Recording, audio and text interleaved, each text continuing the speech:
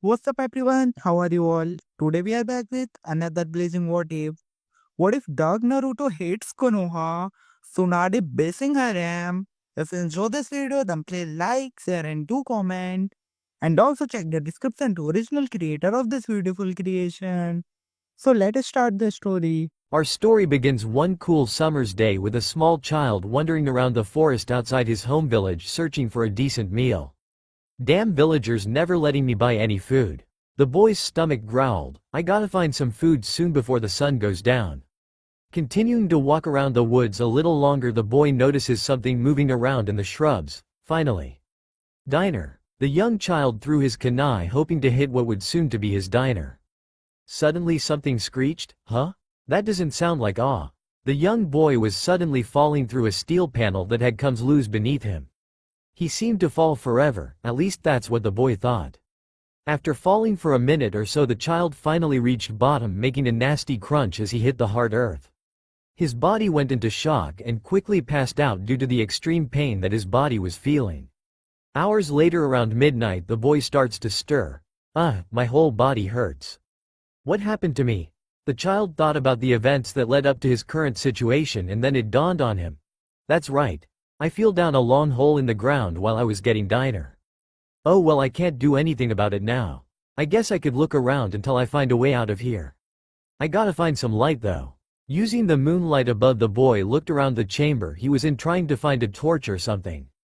Stumbling over what he thought was a lamp at one time, the child fashioned a torch out of the rusted metal, his undershirt and the oil that was left in the urn. I hope this works, said the child. Picking up some stone off the floor and another piece of metal, the kid struck the two objects together, trying to create sparks so as to ignite the oil-soaked cloth. After several tries, the kid was about to give up, when on the last try, by a sheer stroke of luck, he threw the metal on the ground next the torch, making it spark a great deal, catching the cloth on fire. Yata. I finally did it, yelled the kid. Nothing can stop Uzumaki Naruto. Now our hero finally gives a name. Walking around for a bit, Naruto finds nothing of interest or even an exit. All he notices is that the ruins are really old. If he had to guess, they were at least 1,000 years older than Konoha. Stumbling around for a little longer, Naruto hears a click and then some grinding.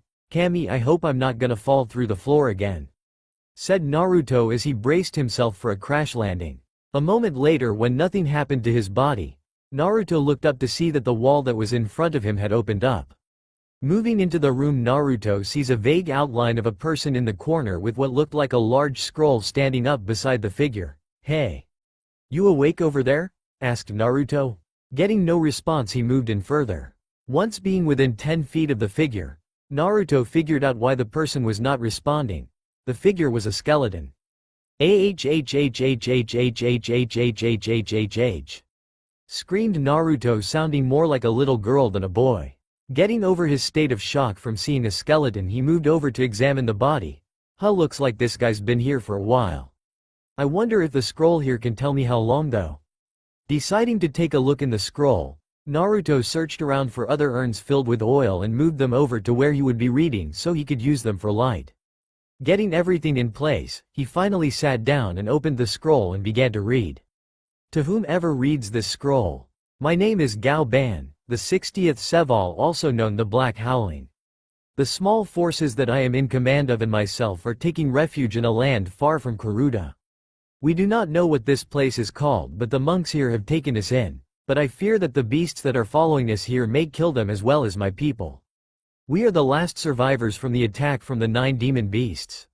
Each one, besides the one that can control sand, has more than one tail. It seems that the more tails they have, the stronger they are. The strongest is the 9th, which looks like a giant red fox. The monks say that the demon fox is called the Kyubi no Kitsune in these lands. I have asked the monks what country we are in, but it seems there is no formal government and therefore no country. I ask that whomever reads this can please bury my comrades and myself if we are not already buried. And as payment for doing this for us, I give you and your people the contents of this scroll. While here the monks taught us how to seal objects within paper. Inside the seals contain scrolls on my country's 3 different styles of martial arts and how to perform them.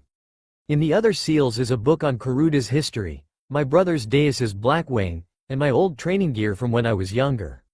Use the training gear as a base to make others for your people if you see fit, and use the Black Wing to protect yourself and your loved ones. And finally use the Book of History so that my people will live on forever in the hearts of your people. I fear that I am not long for this world. I can already feel the tremors caused by the demon's footsteps heading our way. Good luck, stranger, and I hope what's going to happen to us will never happen again to any human being in existence. P.S. If you found this place by mistake, pull the barrel away from the wall opposite from me. It will open up a secret passage to the outside.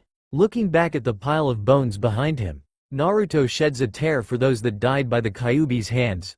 Well, Gao-san, you don't have to worry anymore. That beast was killed by my village's strongest Hokage. And I will see that you are finally put to rest. Rolling up the scroll and throwing it over his shoulder, Naruto opens the secret passageway and grabs Gao's body, pulling it along up to the surface. Getting to the top of tunnel, Naruto can see that the sun is starting to come up. Wow. I didn't think I was down there that long. Oh well, I guess I better get you buried and head to the old mont's office. So Naruto began to dig. Hours later, Naruto had dug a pit deep enough to put Gao's body in and covered. Before he left though, Naruto constructed a crude headstone that said this: "Here lies Gao Ban, the Black Howling." Around midday, Naruto finally made it back to the Hokage's tower. Waiting at the entrance to said tower was an Anbu member with gravity-defying, silver hair and a dog mask. "Naruto, where have you been? Hokage-sama is very worried about you and has the 3 teams out looking for you." Naruto grinned sheepishly and scratched the back of his head. "I kinda passed out in the forest last night trying to find some food." Naruto then looked down. "Why do the villagers hate me? What did I ever do to them?" asked Naruto. The dog Anbu got down to Naruto's level and put a hand on his shoulders, then gave Naruto a light squeeze. "They're just fools, Naruto. Do not let them get you down. Someday you'll be able to show them just how amazing you are and they will finally treat you right." Naruto looked into the black eyes of the mask. "Thanks, Kakashi-ni-san," said Naruto, giving the Anbu a genuine smile. The silver-haired nin stood back up. "Don't mention it, Naruto." "Wait, how do you know who I am, Naruto?" "Anbu identities are supposed to be classified, so only the Hokage and head of Anbu know who we are," stated Kakashi, slightly confused. Naruto laughed. "You don't think I'm that stupid, do you? I may not be a ninja yet or started the academy for that matter, but even a civilian would know it was you, Kakashi-ni-san. I mean, how many other people have hair that is silver and defies the very law of gravity? You really should use a genjutsu or something to hide it when you're in your Anbu uniform," said Naruto as he walked into the tower with Kakashi behind him. Sigh, "Yeah, I guess you're right, Naruto." Kakashi was upset that a 6-year-old figured out his identity just by looking at his hair. Was it really out of the ordinary to have silver hair and have stand up without help from gels or mouses? He had tried everything he could think of to keep it down, but no matter what, his hair seemed to have a mind of its own when it came to style. Even when wet, it seemed to only droop a tiny bit. Back to the matter at hand, Kakashi felt a small tug on his vest. "What is it, Naruto?" he asked. Standing in front of the office doors, Naruto looked up to Kakashi. "Could you do me a huge favor, Ni-san?" asked the blonde. "Sure, Naruto, what is it?" said Kakashi. "Well, since I'm gonna be talking to Gigi for a long time, could you do some shopping for me? I would go after we talk, but the villagers never let me in the shops. I have some money stashed in a hollow leg of my bed at home, so you don't have to pay," said Naruto. "No problem, Naruto, but you don't have to worry about the money, I'll pay for it," said Kakashi, giving Naruto one of his famous eye smiles. That is if Naruto could see through the mask. "Now what would you like me to get?" Naruto thought about it for a moment and then eyed the scroll on his back. 2 weeks worth of food, a few sealing and storage scrolls, books on basic chakra control, sealing, and weights. Also, could you get a tent big enough for 6 people? Kakashi thought about it for a second. "Sure, Naruto, I can get all that. But why do you need all of it besides the food?" "Well, since my birthday is coming up, I was thinking about camping outside the village for a while until after it was over. I also thought I would start on some light training before I enter the academy in a few months," said Naruto, hoping Kakashi would buy it. Kakashi knew Naruto was not telling him everything, but he decided to let it go. "No problem, Naruto. Where will you be camping? That way I can set up everything for you, and when you're done you can go right there." Thinking of whether he could trust Kakashi with this information without it getting back to Gigi, go out the east gate and head about a mile into the forest. Look for a makeshift headstone that has the name Gao Ban on it. I'll be camping there. Kakashi ruffled Naruto's hair, told him goodbye and said that he would meet him at his apartment in a few hours to take him to the campsite. Disappearing in a puff of smoke, Kakashi was off to get everything that Naruto asked for, and a few other things that he thought the youngster might want or need. Turning around to face the double doors of the Hokage's office, Naruto knocked on the giant doors. "Come in," said the man behind the door. Naruto walked in and sat down in front of the Hokage's desk waiting for the old man to notice who was there. "Out with it. This better be about Uzumaki Naruto's whereabouts." "It is, he's right here," laughed Naruto. "Naruto-kun," yelled the aging Kage as he ran from behind his desk to hug the small boy. "Where have you been all this time? I was worried that one of those damn villagers finally got you." Naruto wiggled out of Mont's embrace and caught his breath. "Oji-san, I'm fine. But there's something I have to talk to you about." The old Kage motioned for Naruto to go sit on one of the couches. Sitting beside the boy, Sarutobi told Naruto to tell his tale. So Naruto went on for the next few hours talking to Sarutobi about what happened, what he learned from the history book so far and what his plans were.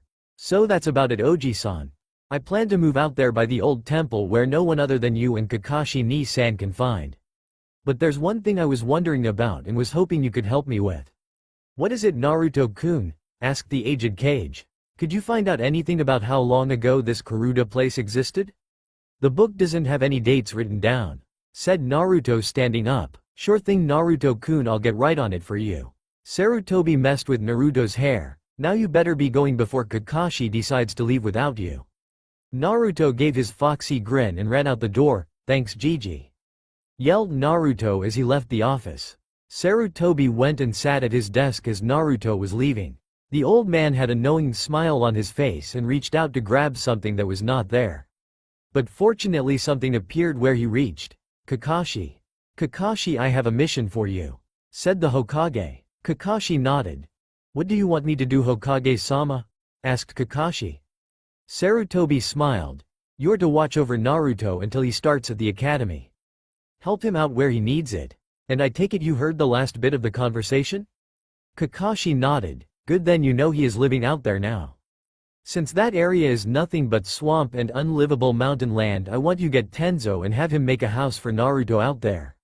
"Yes, Hokage-sama," said Kakashi before disappearing. A little later at Naruto's apartment, Naruto was just arriving when two figures appeared behind him. Turning around as fast he could, Naruto looked up to see two Anbu behind him. "Hello, Naruto. Glad to see you're done talking to Hokage-sama. Are you ready to go?" greeted Kakashi. Naruto looked at the other Anbu nervously. "Who's he, ni-san?" Tenzo shook his head. "How rude of me. I am Yamato. The Hokage asked me to follow you and Kakashi-senpai for a mission." "Oh, okay." Naruto smiled at the two elite shinobi. "Did you get the storage scrolls, ni-san?" Kakashi nodded. "Cool. Could you help me seal some things away? Then we can get going." Kakashi followed Naruto inside, as did Yamato. Walking through his front door, Naruto saw that all his things were gone. "Where'd all my stuff go?" asked a worried Naruto. "Don't worry, Naruto. While you were in the Hokage's office, Kakashi and I sealed up all of your things into a few scrolls. We need you to come in here so that if anyone was watching would think you're home," explained Yamato. Kakashi saw that Naruto was confused and decided to answer his question before Naruto could ask. "What Yamato means by that is that we sealed your things and need you to come inside, so when we leave the villagers won't follow or know where to look for you." "How are we going to leave without getting seen by the villagers?" asked Naruto. Yamato grabbed Naruto's shoulder and disappeared in swirl of leaves, and reappeared in front of the campsite. "That's how, Naruto-kun," said Yamato. Naruto almost fell to ground once Yamato let go of his shoulder, since he was not used to moving that fast. At least not yet. Getting his balance back, Naruto looked around the camp. Awesome. Kakashi finally appeared in front of the group that he would be in charge of. "Alright, you two, you need to get some sleep because tomorrow we have a lot of work to do." Naruto looked at Kakashi confused. "What do you mean, ni-san? There's not that much work that needs to be done." Kakashi shook his head. "Not true, Naruto. Tomorrow you start training on chakra control since you already know how to mold it. While you're doing that, Yamato and I are going to be working on your house. My house? Asked Naruto. What about the tent? Well, Naruto-kun, Hokage-sama asked me to make you a home to live in out here since you won't be living in the village anymore. Yamato saw that Naruto was going to start yelling, so he continued. Hokage-sama said you were going to be staying out here a lot anyway and that it would be safer for you to live outside of the village. Don't worry about going through the gate anymore though, cause we found out that temple runs underneath the village. And that means all we need to do is connect my house to the temple and then the temple to somewhere in the village, right? Asked Naruto. Kakashi's eyes smiled. Correct, Naruto, you're quite smart for a kid your age. Naruto got a sad smile on his whiskered face.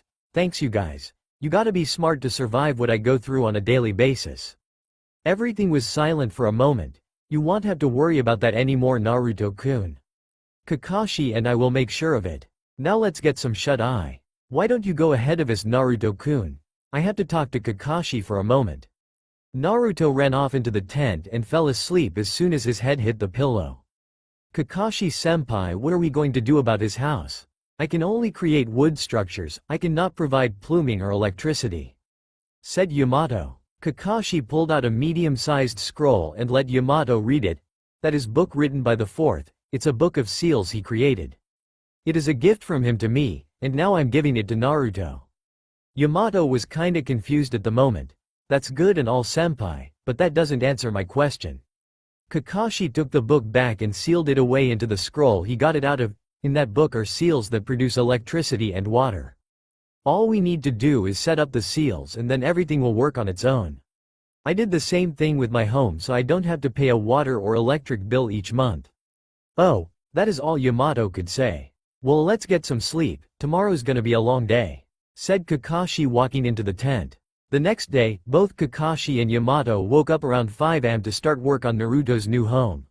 So what do you think we should do, senpai? We can't exactly build a house in the middle of the woods outside of the walls. It would be too easy for it to be attacked, said Yamato. Kakashi walked away from Yamato, moving closer to the entrance to the temple. We're not going to build it out in the open. It's going to be underground. What do you mean, senpai? Asked Yamato. Last night while we were asleep, I had a few clones working on a space for the house. Kakashi motioned to a tunnel next to a torch. Why don't you go take a look at what you got to work with, then get started? I'm gonna go get Naruto up and start him on chakra control. Yamato nodded and entered the cave Kakashi made. See you in a few, senpai. Moments later, Kakashi was walking up to the tent to find that Naruto was already up and making food. Taking a spot behind a tree so as not to be spotted, he watched Naruto for a bit to see what he would do. Naruto was boiling some water to use in his ramen cup before he started his morning workout. While he was waiting for the water to boil, Naruto decided to take out the scroll he got from the temple the other day and check out some of the things inside it. Opening up the scroll, Naruto unsealed the black wing, Gao's old clothes for training, and the scrolls on Karuta Taijutsu. Looking at the training clothes, to Naruto it just seemed like a tight black bodysuit with closed-toe boots, and blue leather stockings for the arms and legs. So he put it on to see how it fit on him. He had to admit, it made him look more muscular, and he felt a bit heavier, but not that heavier. Looking around for where he put black wing, Naruto noticed a piece of paper on the ground. Picking it up he read, to add weight to the suit, just concentrate a little bit of soma into an area of the suit where you want to build muscle. Soma? Questioned Naruto. I guess he means chakra, let's see what happens. Focusing chakra all over his body, Naruto was not ready for what was about to happen. As soon as he focused his chakra, he slammed into the ground and went all the way through down to where Yamato was creating the house. And continued on to make a crater 10 feet deep where he landed. Oh whoa whoa whoa whoa ow, yelled Naruto, help, I can't move. Kakashi appeared right by his side and was trying to lift him up but with great difficulty. Kakashi, what happened? Yelled Yamato with a bit of urgency in his voice. I do not know. Naruto just took out a scroll and started unsealing things from it, including this suit. And when he put this suit on, his chakras spiked and then he went right through a ceiling that's 15 feet thick. Said Kakashi. Naruto, what did you do that made this happen? Asked Kakashi, falling down on his ass, tired of trying to pull Naruto up. Naruto sighed. I put this suit on and read the instructions for it. They said to focus your chakra into the suit to add weight to it. So I did and now I'm here and it hurts. Well then Naruto, just stop focusing your chakra and that should do the trick," said Kakashi, standing back up. After a few minutes, Naruto was finally able to control his chakra enough to stop focusing it, which was actually harder than he thought it would be. Standing up, he dusted himself off and got out of the crater. "So what, Kakashi-sensei, Yamato-sensei?" asked Naruto, who was still a bit sore. "Sensei?" questioned Kakashi and Yamato, pointing at one another. Naruto shook his head. "You guys are helping me train right, and teaching me a few things while I'm in the academy?" Kakashi was dumbfounded. Yamato could barely speak. "Why yeah, but," stuttered Yamato. "Then you two would be my senseis. I mean, what else do you call someone that is teaching you?" Kakashi dropped his head in defeat. "Well, I guess you got us there, Naruto." Kakashi turned to Yamato. "Looks like you and me are Naruto's senseis." Yamato looked like he was about to cry. "But senpai, I've never been someone's sensei." Kakashi gave him an eye smile. "Of course you have, Yamato. You helped train the past few recruits that joined Anbu. That was you being a sensei, and as our first assignment to you as your sensei's Naruto." Naruto got an excited look on his face before it completely dropped and was replaced with look of terror. "You will climb out of this pit through the hole you made in the ceiling only using your feet," said Kakashi. "Yamato will demonstrate for you, and monitor you while I'm finishing up our home. Now get started." So Kakashi walked off to handle all the ceiling that needed to be done on house while Naruto was being taught the tree climbing exercise. Or in his case, rock climbing exercise. "So Naruto, do you know how to channel chakra?" Remembering what happened moments earlier, Yamato retracted his question. "Never mind that. What you're about to learn is an ability that all genin should learn but are not taught at the academy. This skill will allow you to walk on any solid surface by using chakra. You could walk on walls and ceilings without falling off. Now watch closely and I want you to try when I'm done." Forming a half-ram seal, Yamato started walking up the wall of the cavern. Getting to the ceiling, Yamato sat down and looked to Naruto. "Now I want you to apply chakra to your feet and start walking up. Use a kunai to mark your progress, and here is a tip. If you apply too much chakra you will be launched off the surface and you will lose your footing and fall. But if you apply too little, you won't stick at all and will also fall. Now begin." So Naruto pulled out a kunai and started his training. He fell numerous times but never gave up. Around lunch, Kakashi came back to the area where he left Yamato and Naruto to train. "I think my clones made this cave a bit too big. You could fit the entire Hyuga clan compound down here. Oh well, if Naruto is anything like his dad was, then he might need the extra space for more houses." Kakashi smiled, thinking of his old sensei. After his father died, Kakashi did not have much of a male role model to turn to after that. Luckily enough for him, he had his sensei there to help him through everything. Thinking back to Naruto, Naruto did not have that in his life. He went to the Hokage when he was not busy, but other than that, Naruto had no one to turn to. Kakashi would have to change that. It was the least he could do for his everything his sensei did for him. Making it up where he saw Yamato standing, he could also see Naruto laid out on the ground panting. "So how's training going?" asked Kakashi. Naruto just grunted. "He's doing rather well, senpai. He has made it halfway up the wall so far. I know that may not seem like much, but your clones built this cave kinda high. I mean 100 feet to the ceiling is pretty high, don't you think?" answered Yamato. Kakashi rubbed the back of his head sheepishly. "Yeah, I was thinking the same thing when I was walking over here, but it's too late now to change anything." Looking over at Naruto, "How you feeling, Naruto?" asked Kakashi. "Good." Naruto wheezed, "Just need to rest a bit. This is really tiring." Kakashi laughed. "Well, once you're rested up, come to the house for lunch. Yamato and I are going on ahead to have a talk." Grabbing Yamato and waving goodbye to Naruto, Kakashi started to make his way to the house. "So what do you need to talk about, Kakashi-senpai?" asked Yamato. "I've been thinking, we should move in and take care of Naruto here. He has no one else to watch over him, as you know, and because of the council either trying to kill him, or turning him into a weapon, they won't allow anybody to adopt him. But that doesn't mean we cannot care for him anyway," said Kakashi. "I understand if you don't want to do this, but I'm doing this either way," said Kakashi, looking back at Naruto in the distance.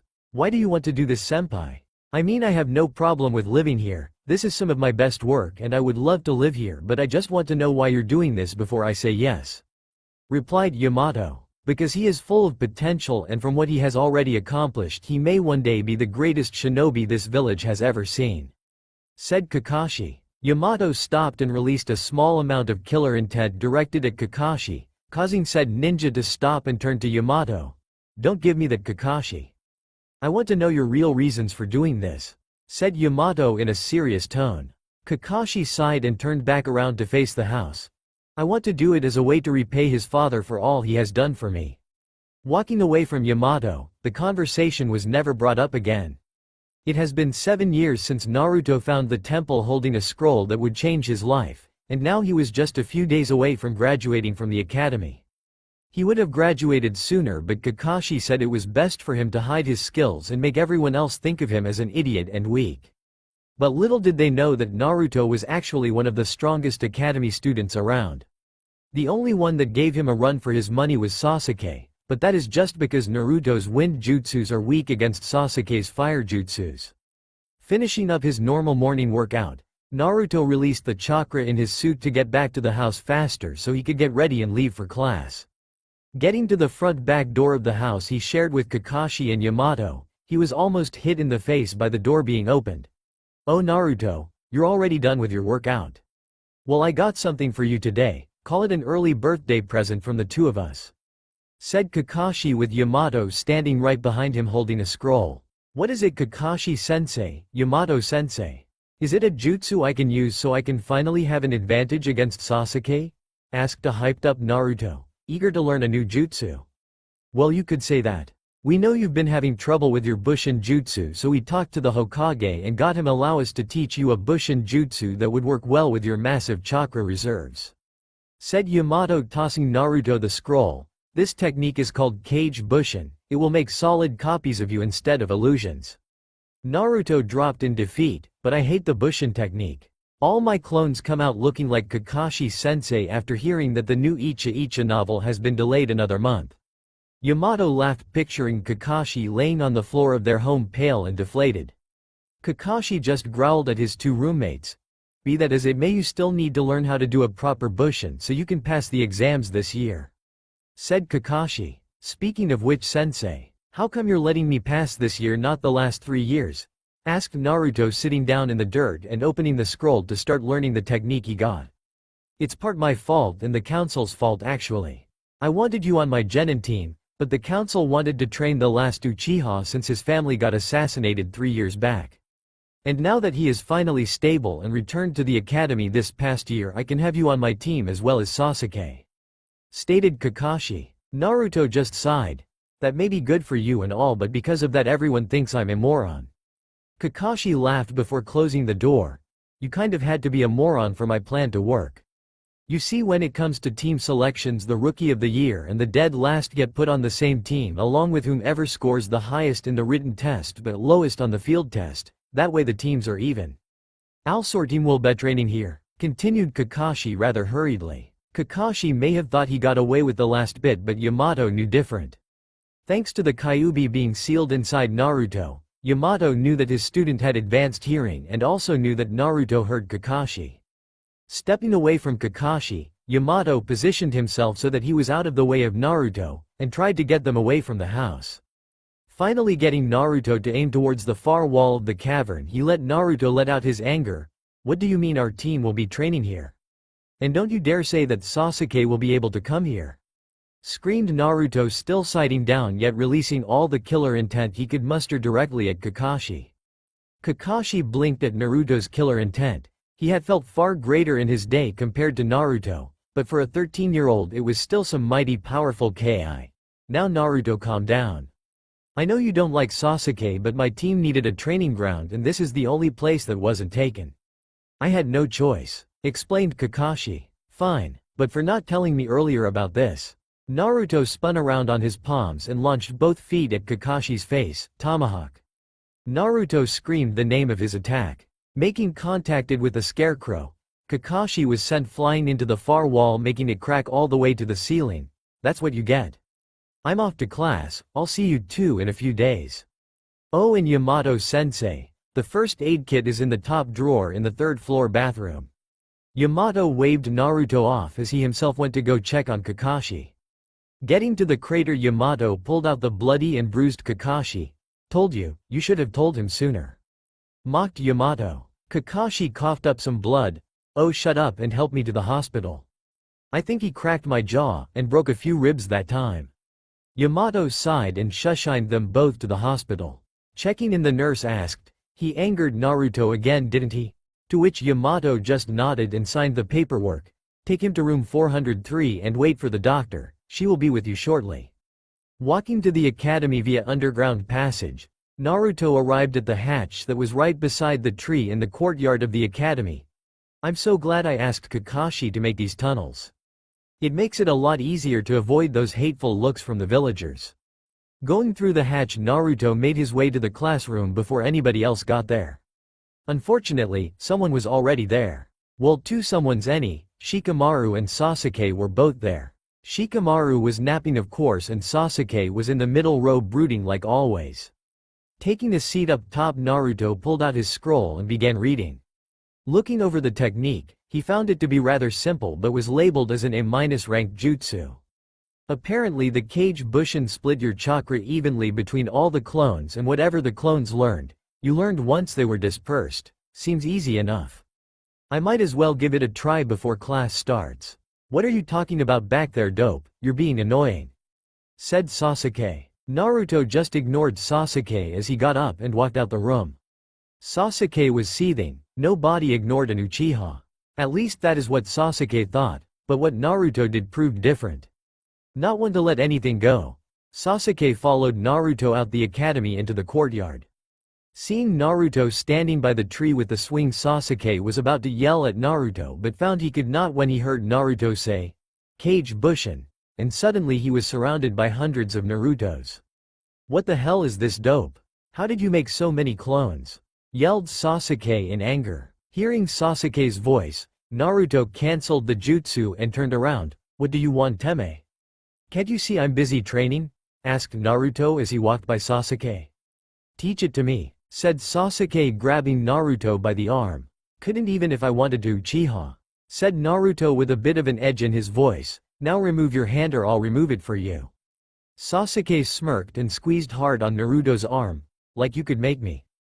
Taking that as a challenge, Naruto peeled Sasuke's hand back in a painful manner, making said Uchiha yelp in pain.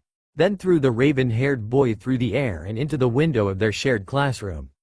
Walking inside Totchi classroom, Naruto was greeted by a passed-out Sasuke lying next to Iruka and Mizuki's desk and Shikamaru looking right at Naruto. Do you have to be so troublesome this early in the morning? Asked Shikamaru. Naruto laughed. Wouldn't want to disappoint you, Shika.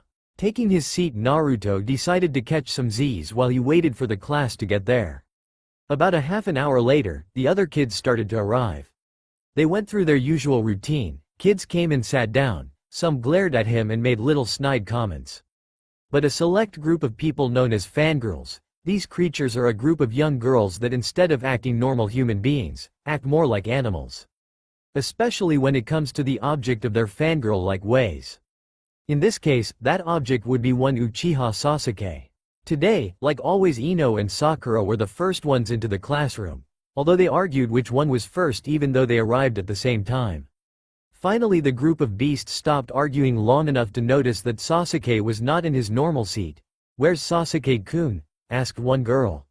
I hope he's not sick, said another. Well, I hope he is sick so I can take care of him, said Sakura. Not if I take care of him first, billboard brow, screamed Ino. In your dreams, Ino pig, shrieked Sakura.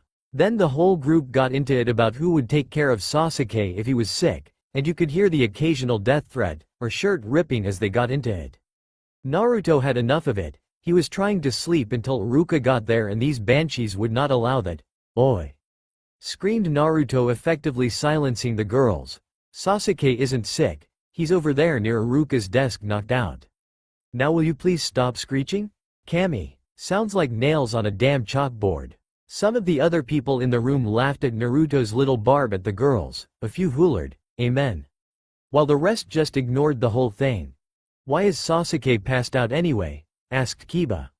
Shikamaru decided at that time to let his presence be known at that time by telling everyone what happened. Sasuke attacked Naruto out in the courtyard for not teaching him a technique Naruto was working on, and Naruto threw Sasuke through the open window in the back. If you don't believe me or Naruto, you can ask Sasuke now that he's awake.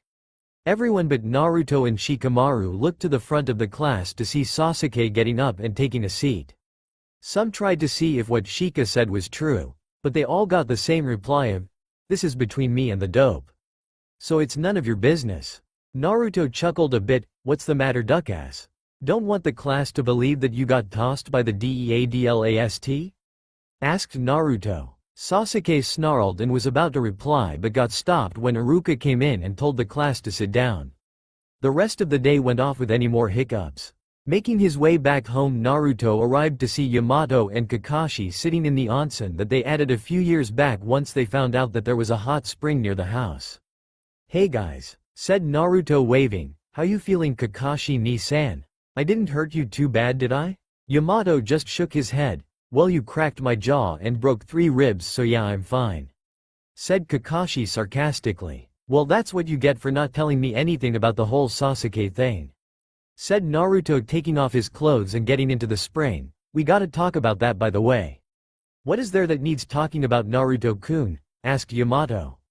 Settling into a comfortable position, Naruto closed his eyes. "Well, first off, both my teammates need to have the seal we created put on them. And Sasuke needs to have the other seal put on him as well." "What other seal, Naruto-kun?" asked Yamato. Kakashi gave Naruto a stern look before answering Yamato's question. "Naruto and I recently developed a seal that when activated leaves anyone with a dojutsu unable to use it while they are within the barrier field you and I set up when we first moved in. The seal was created just in case Kakashi had a team or I had a teammate that had a dojutsu," finished Naruto, "and since now we have both, we have to use it. Right, Kakashi-sensei?" asked Naruto with some venom behind that last statement. "Listen, Naruto, I know you don't like it, but it is better than the alternative," said Kakashi. Naruto huffed. "PFFT. Yeah, right, anything would be better than being on a team with Sasuke. Naruto, if you were on any team but mine, you would have been stuck with a sensei that ignored you in favor of the other two," rationalized Kakashi. Naruto sighed. "He is right, Naruto-kun. If it were anyone but the two of us, you would be forgotten." Naruto sighed. "Yeah, I guess you're both right. Although if I was on Guy's team I would have been fine. Especially since 10-10 is on that team." "Oh, let it go, Naruto," said Yamato. "It's never gonna happen between you two. She is too stuck on Hyuga Neji to even notice you," said Kakashi. "Oh yeah, we'll see about that. With that weapons fetish of hers, there's no way she won't notice me when I finally pull out my Blackwing," said Naruto, standing up and getting out of the onsen and walking inside before slamming the door.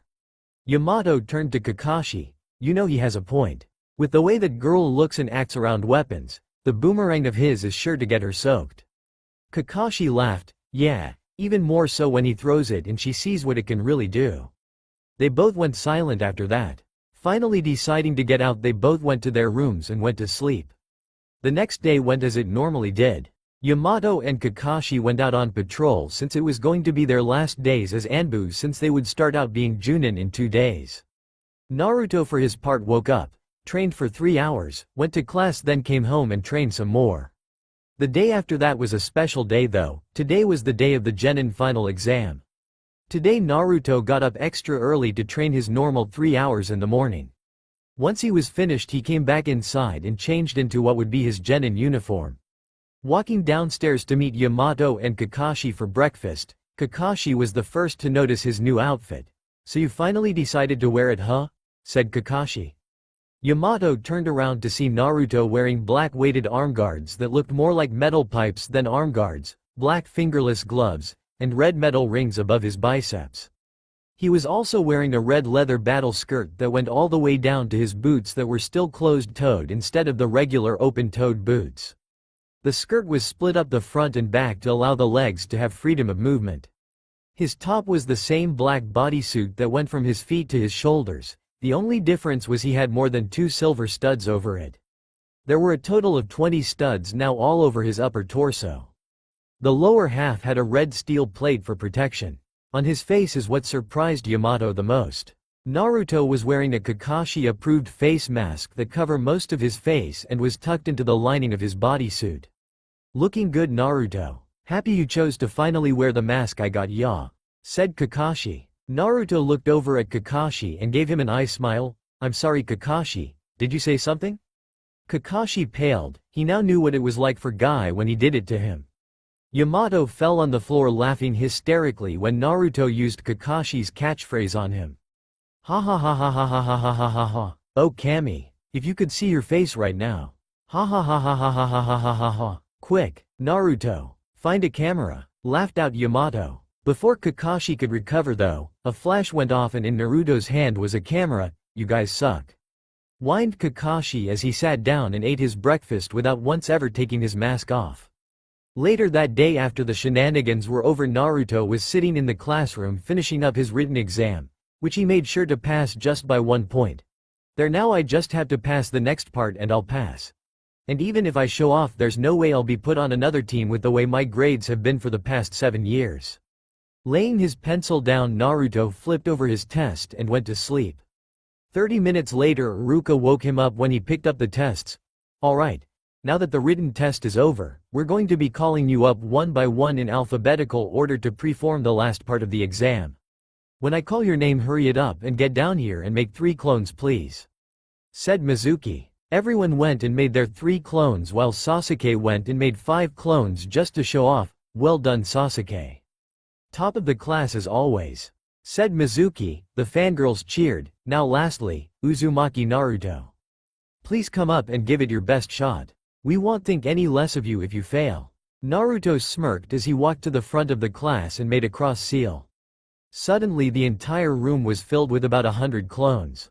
Everyone but Naruto and Sasuke had their jaws on the floor, but one person in the room had to say what everyone else was thinking.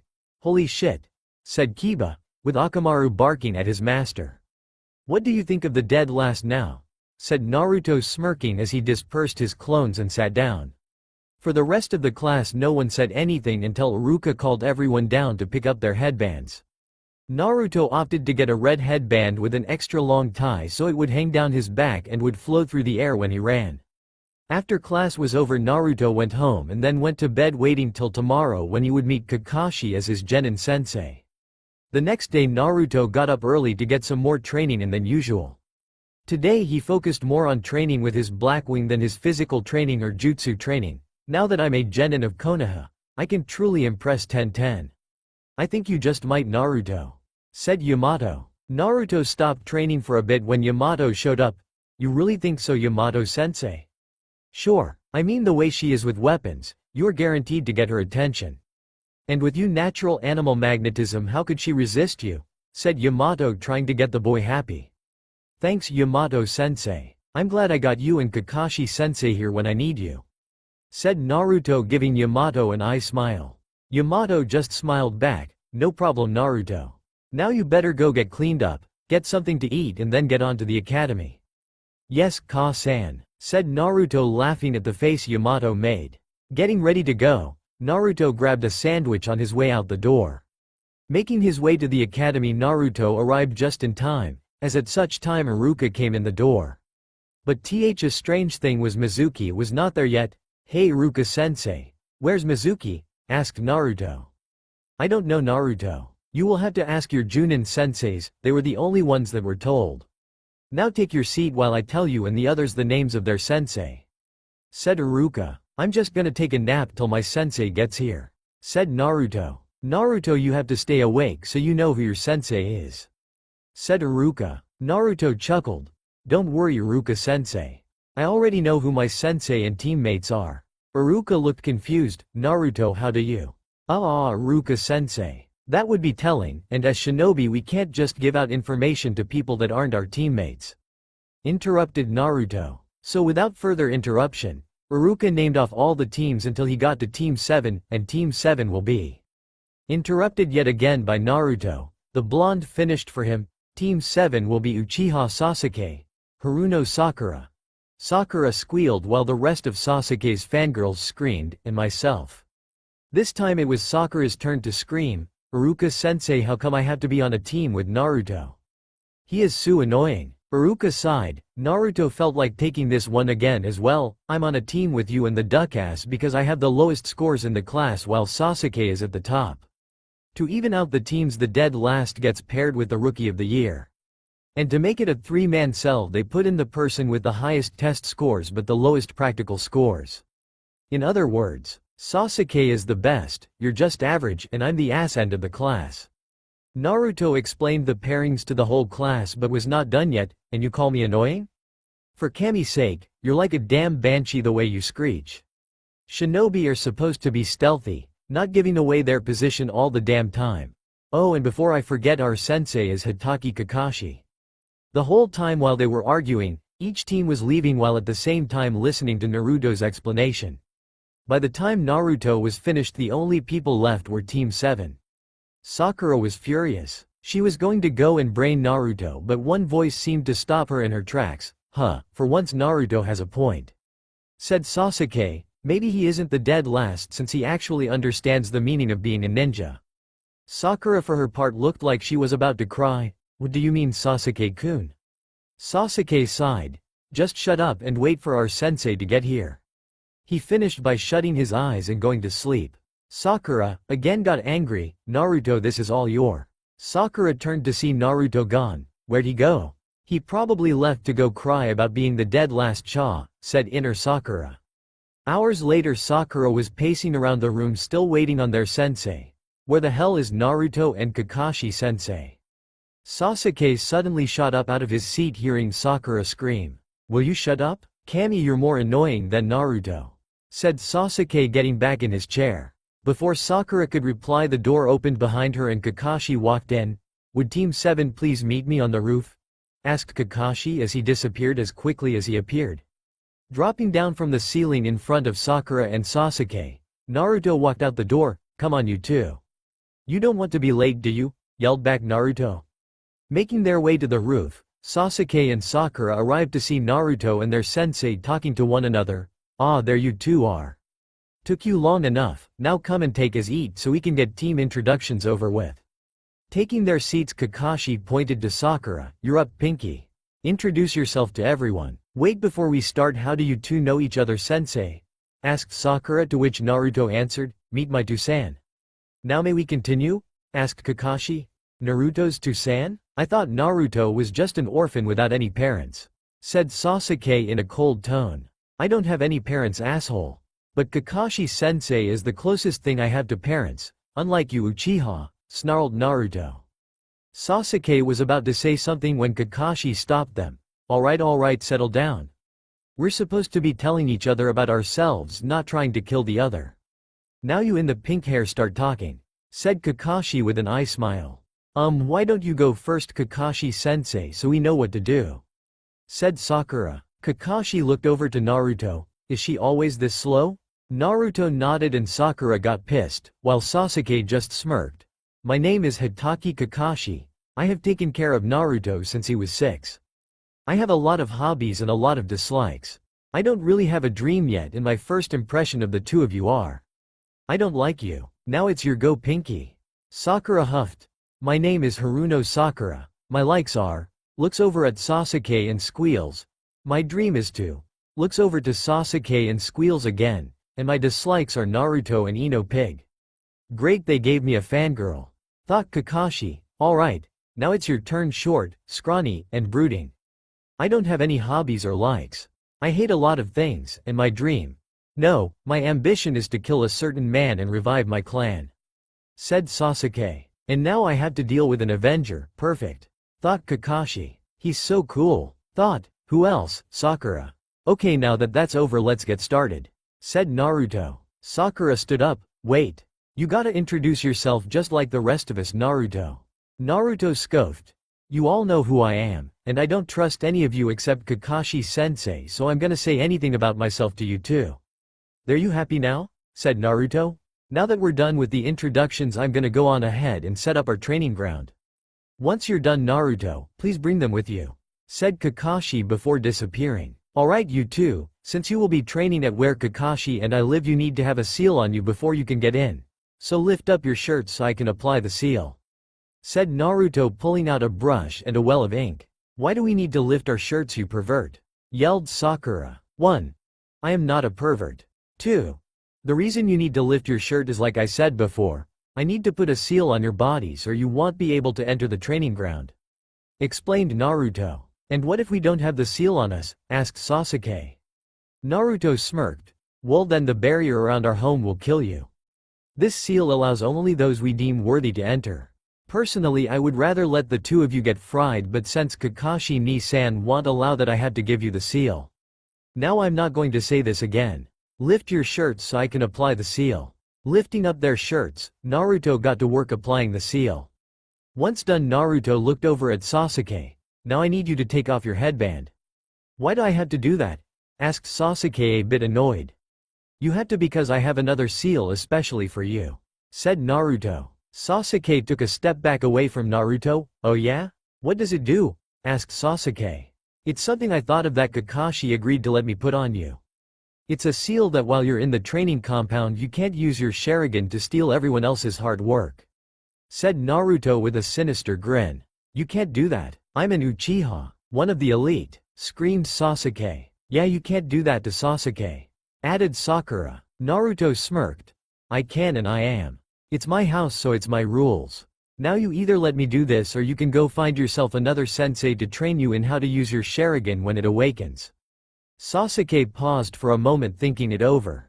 The only other person in the village with a Sharingan eye was Kakashi, so he was the only one that could train him in its use. Fine. Put the damn seal on me then, said Sasuke, taking off his headband. Sakura tried to stop Naruto from doing it, but Sasuke just told her to mind her own business. Finally done sealing, Naruto motioned for the others to follow him. Making his way down to the tree in the courtyard, Naruto opened up the hatch and jumped in. Come on in and hurry up.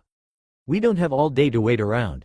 Following Naruto through the tunnels, they arrived in the cavern that held the training ground and Naruto's home. Wow. This place is huge, said Sakura. It's alright, said Sasuke, not really interested. Welcome to my home and Team 7's training ground, said Naruto. Don't forget that it's Kakashi's and in my home too, Naruto-kun, said Yamato, walking up from the training field. Oh hey Yamato-sensei, what you doing here? I thought you had a mission today, said Naruto. I did. We finished around lunch and made it back here early, and I was helping Kakashi fix up the training ground for all of you.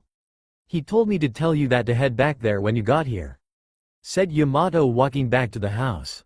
Follow me, the training ground is this way, said Naruto as he made his way to the training field.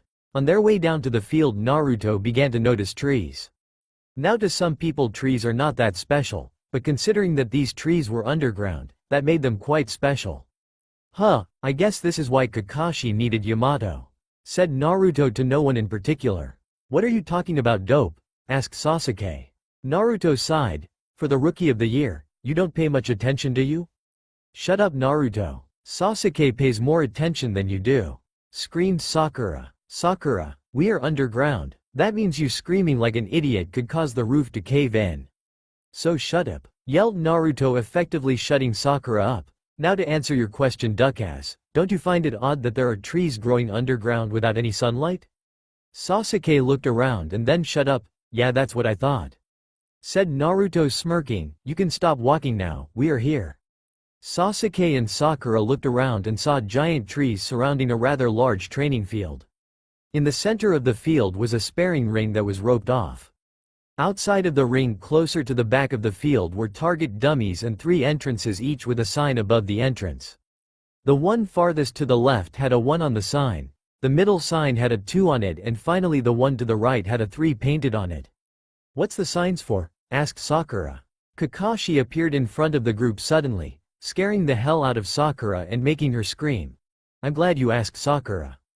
These are obstacle courses that increase in difficulty as you move up a number. A genin should be able to complete the first one with little difficulty. A chunin should be able to complete the second, and it takes an anbu or junin to beat the last one, answered Kakashi. Sakura recovered from her almost heart attack and Kakashi motioned for them to follow him. Alright. Now I want 2 of you to get in there and spar so I can see what you all have to offer. Naruto jumped in the ring. Come on Sakura, you and me are going first. Naruto began stretching. Please, I'm not fighting a weakling like you. It would just be embarrassing, said Sakura, crossing her arms over her chest and turning away from him. Well, it's not like you would be willing to fight your precious Sasuke-kun. Besides, if I'm such a weakling, then this would be a good opportunity to prove how strong you are to the duck-ass, said Naruto. Kakashi cocked an eyebrow. Naruto, why do you keep calling Sasuke duck-ass? Asked Kakashi.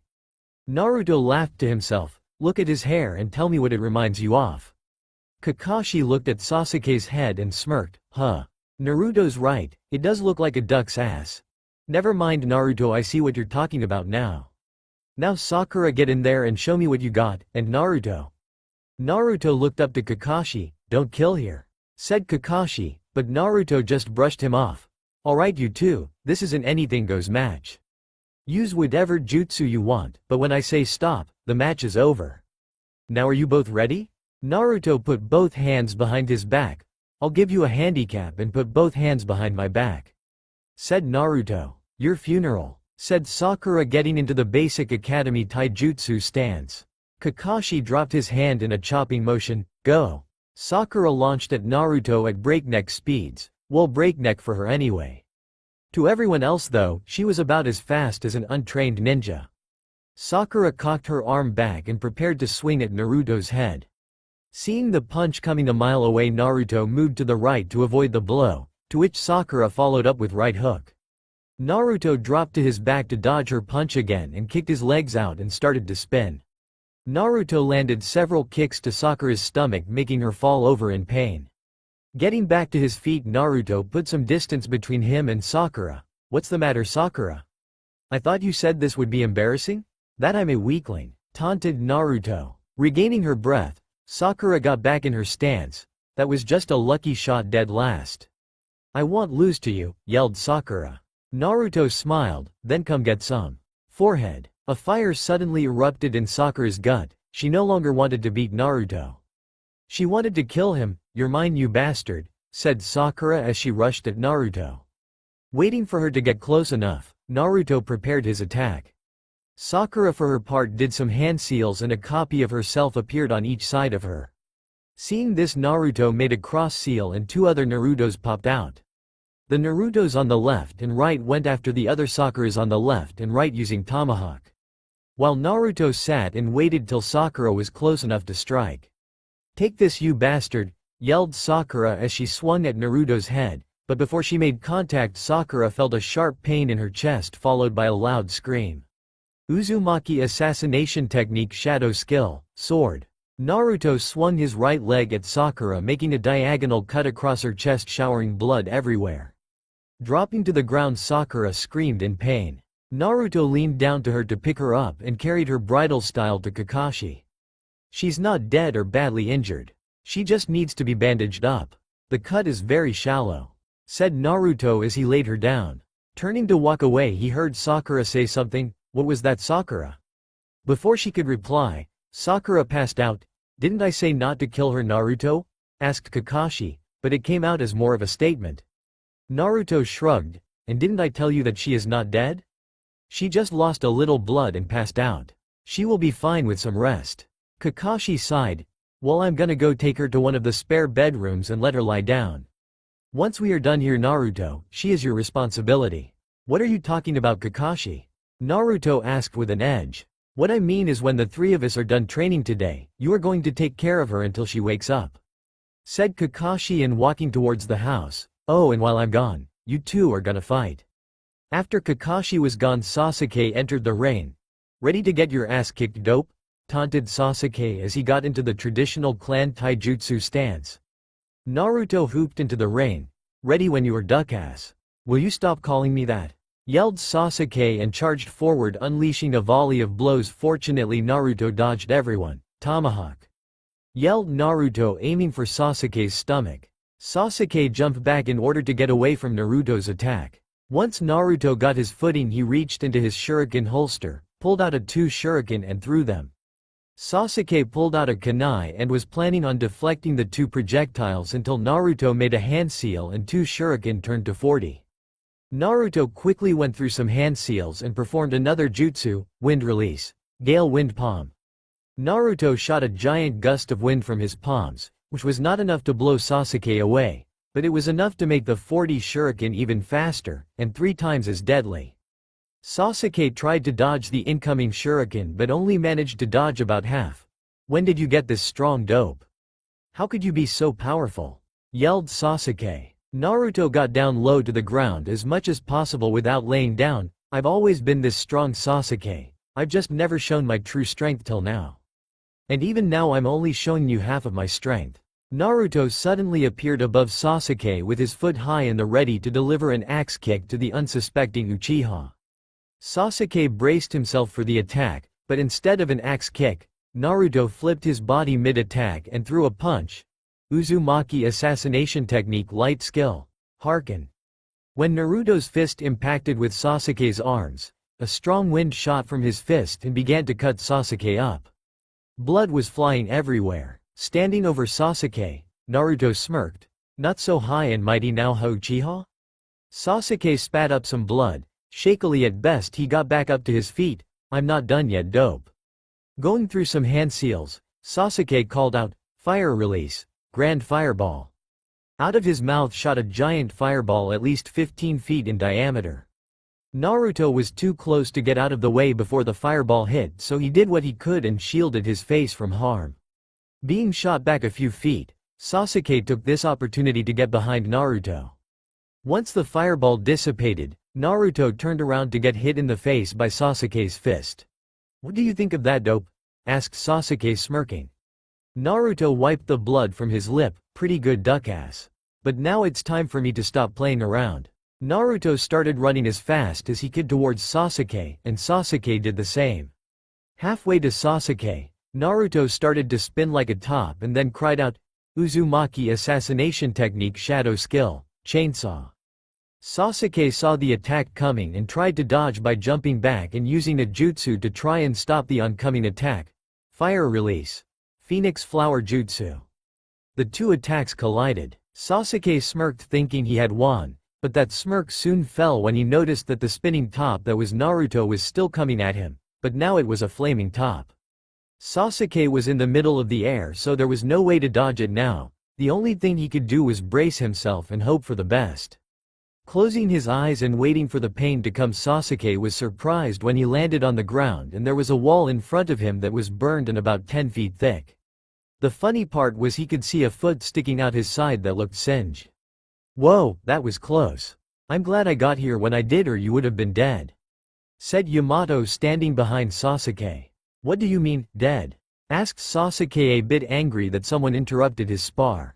Yamato walked over and pulled Naruto out of the hole he had made in the wall. "I've only seen Naruto perform that move he calls chainsaw 5 times. The one time he used it in a spar was against me. And the doc said if I had been lower than a Junin in experience and skill that the kick would have killed me." Sasuke cringed and tightened his fists in anger before passing out from blood loss. "Damn Naruto. Always going overboard," said Kakashi as he picked up Sasuke. "Come on, Yamato. Let's get these two inside to get some rest. Naruto should be up in about an hour, then they are his responsibility."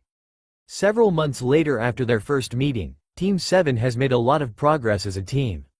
While Sakura has made more progress than anyone. Since she started training with Naruto and Yamato, her speed, strength, endurance and chakra reserves all increased. Although her levels were still below Chunin level, they were a great improvement from what they were. Sasuke was now learning lightning manipulation under Kakashi and working on his taijutsu so he could defeat Naruto and then hopefully beat his brother. His chakra reserves also increased a bit and was working on the water walking exercise along with his teammates. Naruto stayed the same in some areas. The only things that really changed with him were his ninjutsu. He was currently training with Yamato learning water manipulation and already had quite a few water jutsu to use in battle, although he would continue to use his wind jutsus as they were his natural affinity. His speed increased slightly as did his strength. Altogether, with Kakashi leading the team and Yamato helping out when he could, Team 7 became a force to be reckoned with. Although they were a powerful team, they had yet to do anything higher than a D-rank mission. So with nothing but D-rank missions, the team was starting to get antsy. They needed a challenge. Speaking of challenge, while walking through the woods Naruto heard a loud crash nearby and decided to investigate. Getting closer to the source of the crash, the blonde heard shouts of "youth" and "fucking sunsets." Entering a clearing, Naruto stops to see Lee and Guy hugging, with a sunset behind them and waves crashing against rocks. Beside the two hugging weirdos was Tenten, Naruto's crush, and Hyuga Neji, Tenten's crush. Naruto walked up beside Tenten and Neji watching as the clones hugged some more. "So have either of figured out how to release the genjutsu yet?" he asked. Tenten shook her head. "We've tried everything. I've checked time and time again, but I cannot even find the chakra source that it's coming from. I guess it is destiny for us to never dispel it," said Neji. "You can't think like that, Neji. For the sake of everyone in Konoha, we must find a way to release it or permanently disrupt it," said Naruto. Neither Neji or Tenten got a chance to reply though, because Lee and Guy finally stopped hugging and noticed Naruto was there. "Naruto-kun. My youthful rival's pupil. What brings you to our training ground today?" asked Guy. "Yes, Naruto-kun, tell us what you have been up to," said Lee. Neji and Tenten saw a look in Naruto's eyes that just screamed mischief and silently begged him not to do what he was about to do. Naruto turned to Lee and Guy and gave them a bored look. "I'm sorry, did you two say something?" Guy and Lee started going off about hipness, youth, rivals, and one day proving that hard work beats out natural talent. Neji was grumbling something about stupid blondes. "Sorry Neji, I guess this was destiny," said Naruto. Tenten laughed at Naruto's little jab at Neji's belief in destiny and he smiled. "So what was that crash I heard earlier from this field?" asked Naruto. "Well, Naruto-kun, Lee here was training a new move that I was teaching him," said Guy. Naruto's eyes sparkled at hearing about a new taijutsu move. "What technique is it? Would you mind telling me?" asked Naruto. Lee shook his head. "Sorry Naruto-kun, but I cannot tell you the name of the move or what it does." Naruto pouted. "Ah, why not?" Naruto giggled at Naruto's antics. Today might be the day I get her to go on a date with me if I keep making her laugh like that," thought Naruto. "Because this is the ace up my sleeve for the upcoming Chunin exams in a few months," stated Lee. Thinking quickly, Naruto came up with an idea to get rid of Lee and Guy for a few hours. "Oh, I almost forgot why I was really here," he said. "And why are you here, Naruto-kun?" asked Guy. Naruto smirked, scarring Neji and Tenten. "Kakashi-sensei sent me to challenge you and Lee to contest of youthfulness against Sasuke and himself." Naruto pulled out a slip of paper and handed it to Guy. "The location of where they will be is in that piece of paper. He also said if you are not there within 15 minutes that your springtime of youth has ended and he wins all further contests between the two of you." Faster than you could blink, both Lee and Guy were gone. Coughing like crazy from the dust cloud, Neji had to ask the million-dollar question. "Kakashi did not challenge Guy-sensei and Lee, did he, Naruto?" Naruto shook his head and smiled. "Nope." Tenten looked confused. "Then where did they go, Naruto?" "I gave them the location of where Kakashi and I live," said Naruto like it was no big deal. Both Neji and Tenten's jaws dropped to the ground, then yelled, "Are you crazy?" Naruto rubbed his ears trying to get his hearing back. "That depends on who you ask. But I did that for a reason." Suddenly the three teens heard two loud screams of pain. "Naruto? What was that just now?" asked Tenten. "That Ten-chan would be the screams of two green-clad shinobi hitting a seal barrier that only allows those with a certain seal to get into," said Naruto nonchalantly. "And what happens if you don't have the seal on you and you try to enter the barrier?" asked Neji. Naruto started laughing. "It shocks the hell out of ya," he exclaimed. "Just imagine Lee and Guy-sensei smoking, covered in black soot, and with their hair puffed out and frizzy." Neji and Tenten began to imagine the two the way Naruto described them. Tenten fell to the ground laughing and Neji suppressed a chuckle. "Well, if that is all, I will see you later, Tenten." "Nice seeing you again, Naruto," said Neji as he walked away. "See ya, Neji," yelled Naruto as Tenten got to her feet. "Hey Tenten, wanna see something I've been working on?" Tenten shrugged her shoulders. "Well, since my team is gone, sure, why not? What do you want to show me?" Naruto unsealed Blackwing and held it out for her to take. Tenten's eyes lit up seeing the piece of black steel. "Is this a battle boomerang, Naruto?" she asked. Naruto smiled. "Yeah, it's called the Blackwing. I thought you might like it." Tenten froze and stared at Naruto for several moments before Naruto knocked her out of her trance. Tenten, you alright? You spaced out there for a bit. Tenten got a serious look in her eyes. Naruto, did you say that this weapon is called Black Wing? Asked Tenten. Yeah, why? Do you know it? Asked Naruto. Know it? Of course I know of it. I'm the foremost weapons expert in Konoha, said Tenten with pride. The only battle boomerang in history was known as Black Wing, although the last time it was mentioned was 10,000 years ago. How did you come across this, Naruto? Naruto rubbed the back of his head nervously. I kinda just fell in a hole and found it. Tenten fell to the ground comically.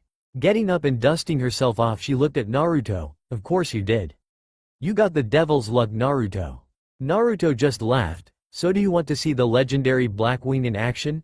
Without even saying a word and eyes sparkling like stars in the midnight sky, Tenten shoved the piece of steel into Naruto's chest and nodded her head violently. Okay, then stand back. Naruto looked around for a target and saw the 3 training posts in the center of the clearing. Taking aim, Naruto filled the Black Wing with chakra and threw it. Once it was released, the boomerang turned into 9 different colored blurs, all going straight for the training dummies. Within seconds, the 3 training posts were cut to hundreds of pieces. On the return pass, Naruto caught all 9 of the boomerangs, and quickly absorbed them back into the original piece. Tenten was ecstatic. Naruto-kun, that was amazing. Naruto smirked. Since when am I Naruto-kun? Tenten blushed heavily and started stuttering. Wall-I. USSC. Just shut up. Naruto laughed. Calm down, Tenten, I'm just messing with you. Tenten punched him in the arm. Ow. What was that for? That was for making me flustered and calling me Ten-chan earlier, huffed Tenten. Naruto laughed some more. Stop laughing, exclaimed Tenten. I'm sorry, Tenten, but you're cute when you're angry, said Naruto. Tenten blushed even harder than before and in a hushed voice said, shut up. Deciding to change the conversation, Naruto thought it was now or never. Tenten, can I ask you something? Wondering why Naruto got tense all of a sudden, Tenten got curious. Sure, Naruto, what do you want to know? Turning red as a tomato, Naruto turned away so as not to face her. Would you like, if you're not doing anything, that is, and it's fine if you don't, it won't hurt my feeling or anything, but if you would, that would be awesome. I promise not to be a jerk, I'll be a complete gentleman. Getting frustrated, Naruto, just say it already. Swallowing the knit in his throat. Would you like to go out to dinner with me tonight? Tenten thought about it for a moment. Well, he is kinda cute. And Neji hasn't even showed one bit of interest in me. I guess I couldn't hurt, and who knows, I might have a great time. Sure, Naruto. Pick me up around 7? Sure. See you then, said Naruto, kinda confused. Don't forget to wear something nice. And pick somewhere nice to eat. No ramen, yelled Tenten as she walked away. Naruto just stood there staring at the back of Tenten's head. Sure, whispered Naruto to himself. Turning to walk away, Naruto got a giant smile on his face, then disappeared in a cloud of smoke. Appearing in the kitchen of his house, he arrives to find Guy and Lee, bandaged up, sighting and talking to Kakashi, Yamato, Sasuke and Sakura. Hey guys, I got great news, exclaimed Naruto. You mean besides almost killing Guy-sensei and Lee? Asked Sakura, looking rather angry. Naruto laughed nervously. Yeah, sorry about that, but I couldn't think of any other way to get rid of you guys. Guy quirked his freakishly huge eyebrows. And why would you want to get rid of Lee and myself, Naruto-kun? Yamato sighed. I think I know why. Kakashi's eyes smiled. You finally asked her out, didn't you, Naruto? Sakura looked at Kakashi, then looked at Naruto. Ask who out? Guy got a smile on his face. You asked my youthful student Tenten out, didn't you, Naruto-kun? Naruto blushed. You did, didn't you? Asked Kakashi. What did she say? She said to pick her up around 7 for dinner, said Naruto, smiling, but that smile soon dropped when he saw Guy put his hand on the table and look at Kakashi and Yamato. Alright, you two pay up, said Guy. Naruto looked confused as Kakashi and Yamato pulled out 200 yen and handed it to Guy. What's going on? Asked Naruto. Sasuke decided to answer this one. Isn't it obvious, dope? They had a bet going about whether this Tenten person would say yes or no to you asking her out, said Sasuke as he sipped his tea. And I bet you froze up when she said yes, huh? Naruto nodded, then was more confused when Sasuke put his hand out and Kakashi, Yamato and Guy paid him 200 yen each. Let me guess. You bet I would freeze up if she said yes? Asked Naruto. Sasuke just nodded his head as he pocketed the money. So the only person here that had faith in me was Guy-sensei? Asked Naruto. Everyone nodded their head. You guys suck. I'm gonna go get ready for my date. Walking up the stairs to his room, Naruto started getting ready.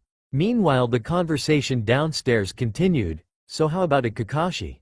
She needs one more C-rank mission to qualify for the Chunin exams this year, and you have your first C-rank tomorrow. Said Guy. Well, it's just a simple escort mission, so I don't see why not. But you have to count what Naruto did earlier as a win for me, deal? Said Kakashi. How is that a win for you? Asked Guy. Kakashi eyes smiled. Well, for one, my pupil got one over on both you and Lee, so it really should count as 2 wins for me. And second, I got the photos of what you look like when the barrier zapped you. So all in all, that's 3 wins if you want to get technical. Guy waved his hands in the air. Alright. Fine, it's a deal. Now we are tied. And you will get Tenten for a mission tomorrow.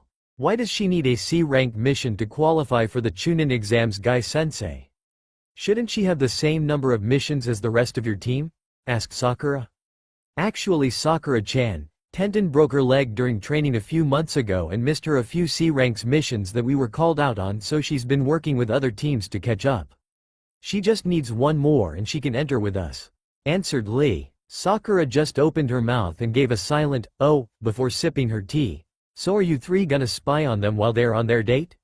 You bet, wouldn't miss it. And, gotta make sure she stays youthful. Were the replies from the 3 Junin in the room. Can we come too? Asked Lee, pointing to Sasuke, Sakura and himself. You can go, but I'm going home. What the dope does in his spare time is his business, not mine.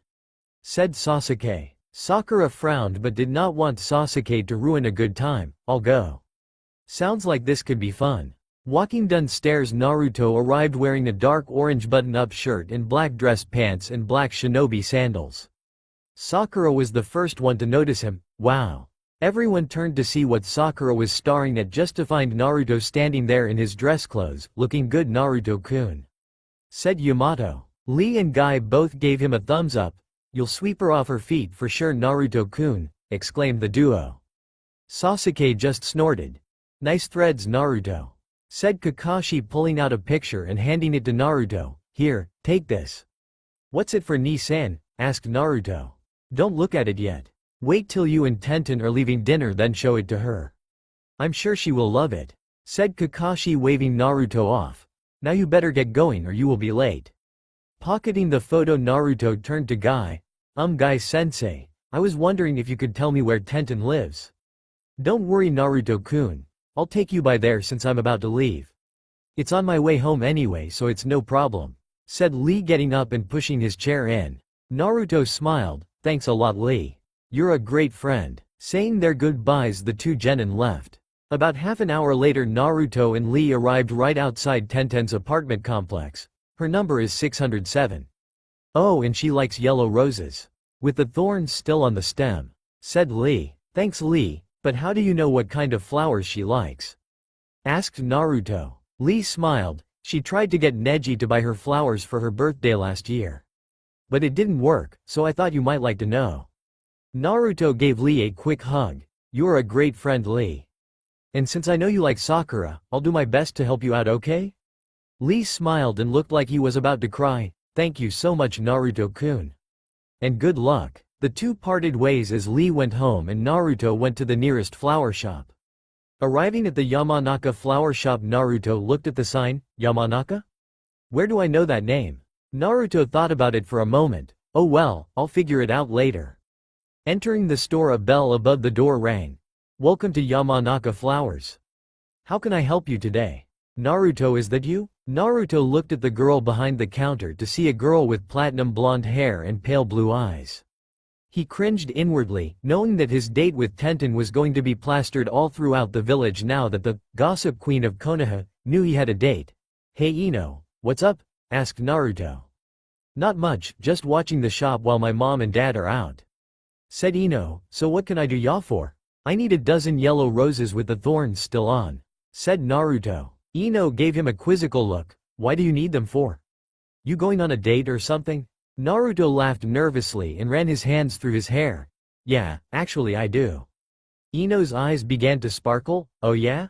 With who? Tenten, said Naruto as he stepped closer to the counter. I asked her to go to dinner with me today and she told me to pick her up tonight at 7. Ino looked at the wall and saw that he had about half an hour until he had to meet her. Isn't she the girl on Team 6 with that Hyuga guy? Said Ino as she gathered the flowers Naruto asked for. Yeah, she is. Oh, I was thinking, could you also throw in a yellow rose with majority of the stem cut off and no thorns?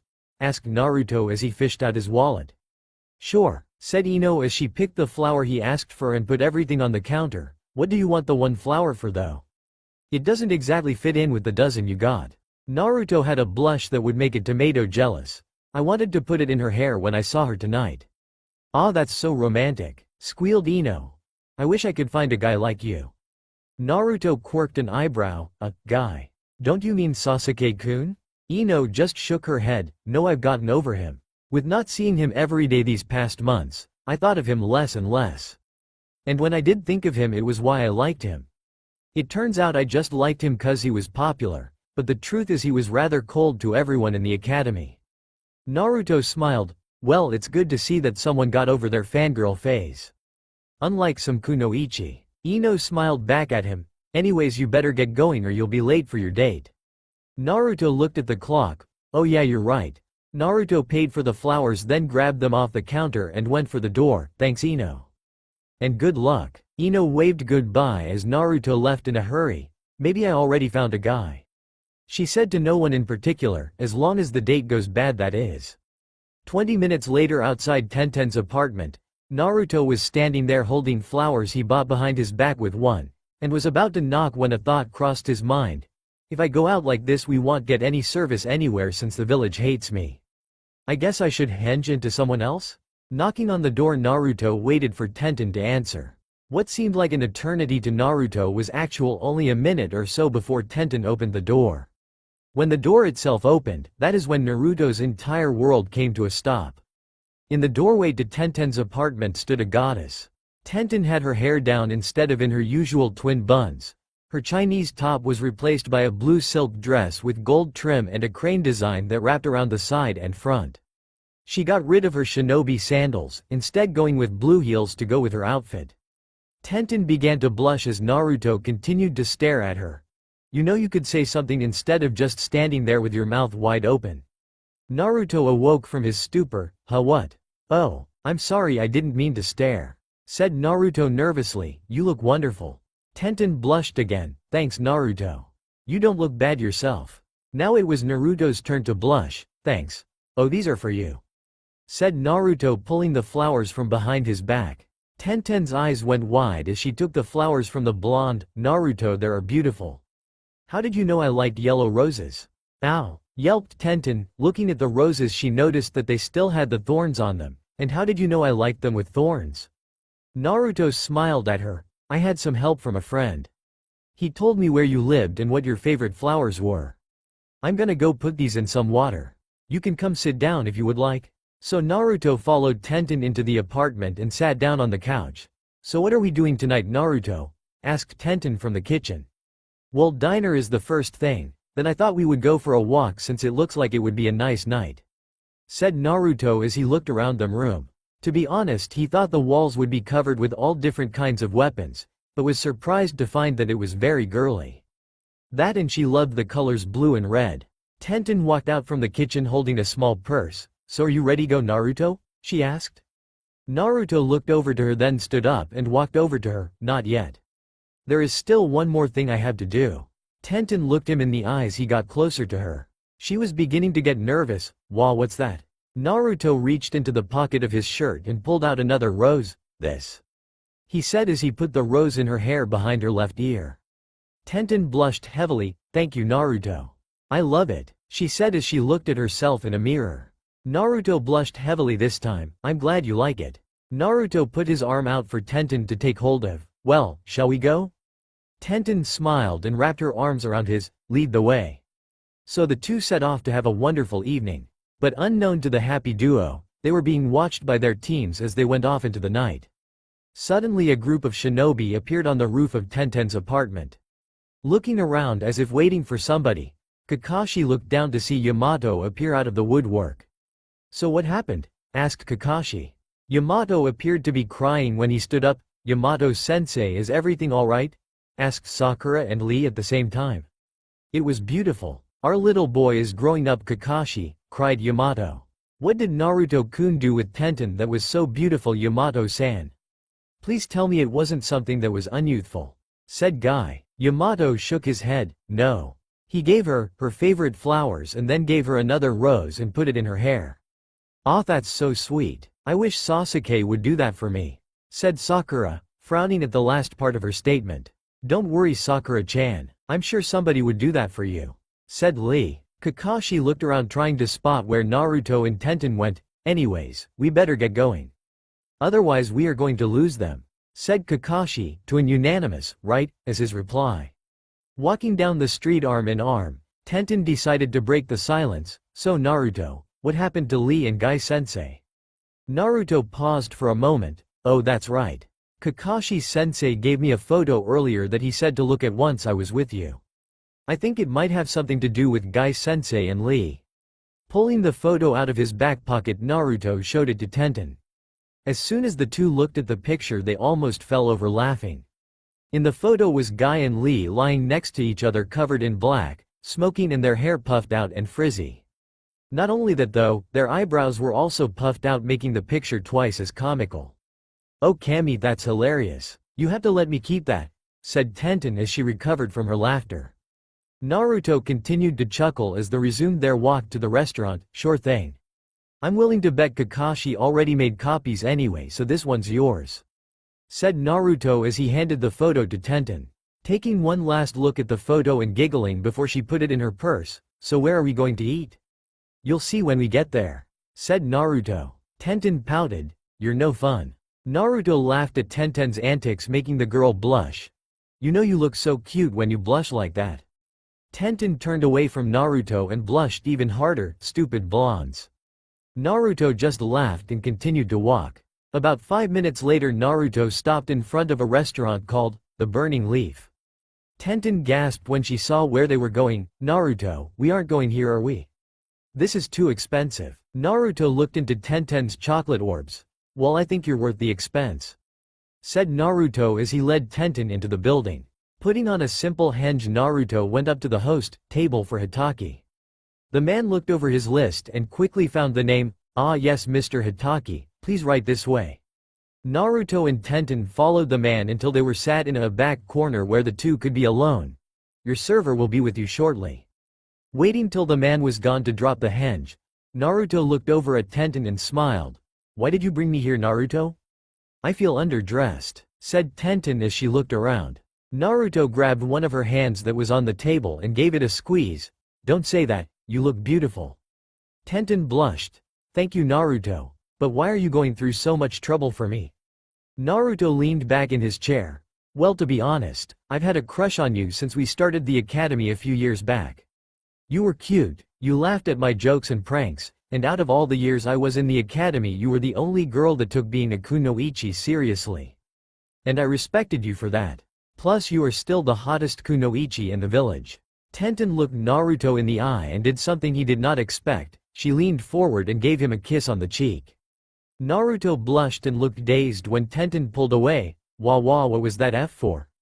Tenten smiled, "For being so sweet." Soon the waiter appeared and gave them both menus. "Hello. My name is Amy, and I'll be your server this evening. Can I start you off with something to drink?" Naruto motioned for Tenten to order. Let's see," said Tenten as she looked over the drink list. "I'll have the green tea, please." The server looked at Naruto waiting for him to order, and "I'll have the red tea with lemon, please." Amy wrote down their orders and left. She quickly came back and dropped off their drinks along with some bread.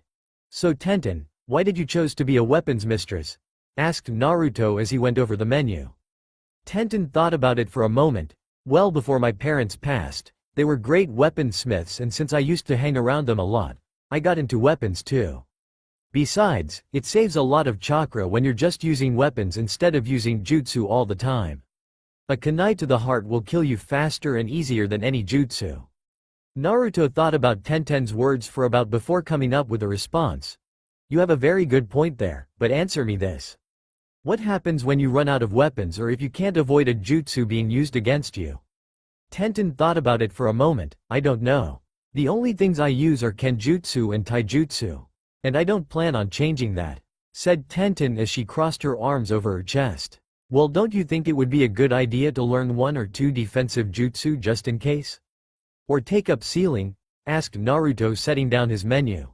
I don't think so. I've done pretty good so far with what I got, so I don't see any reason to change, said Tenten. Before Naruto could retort, Amy came back. So are you ready to order?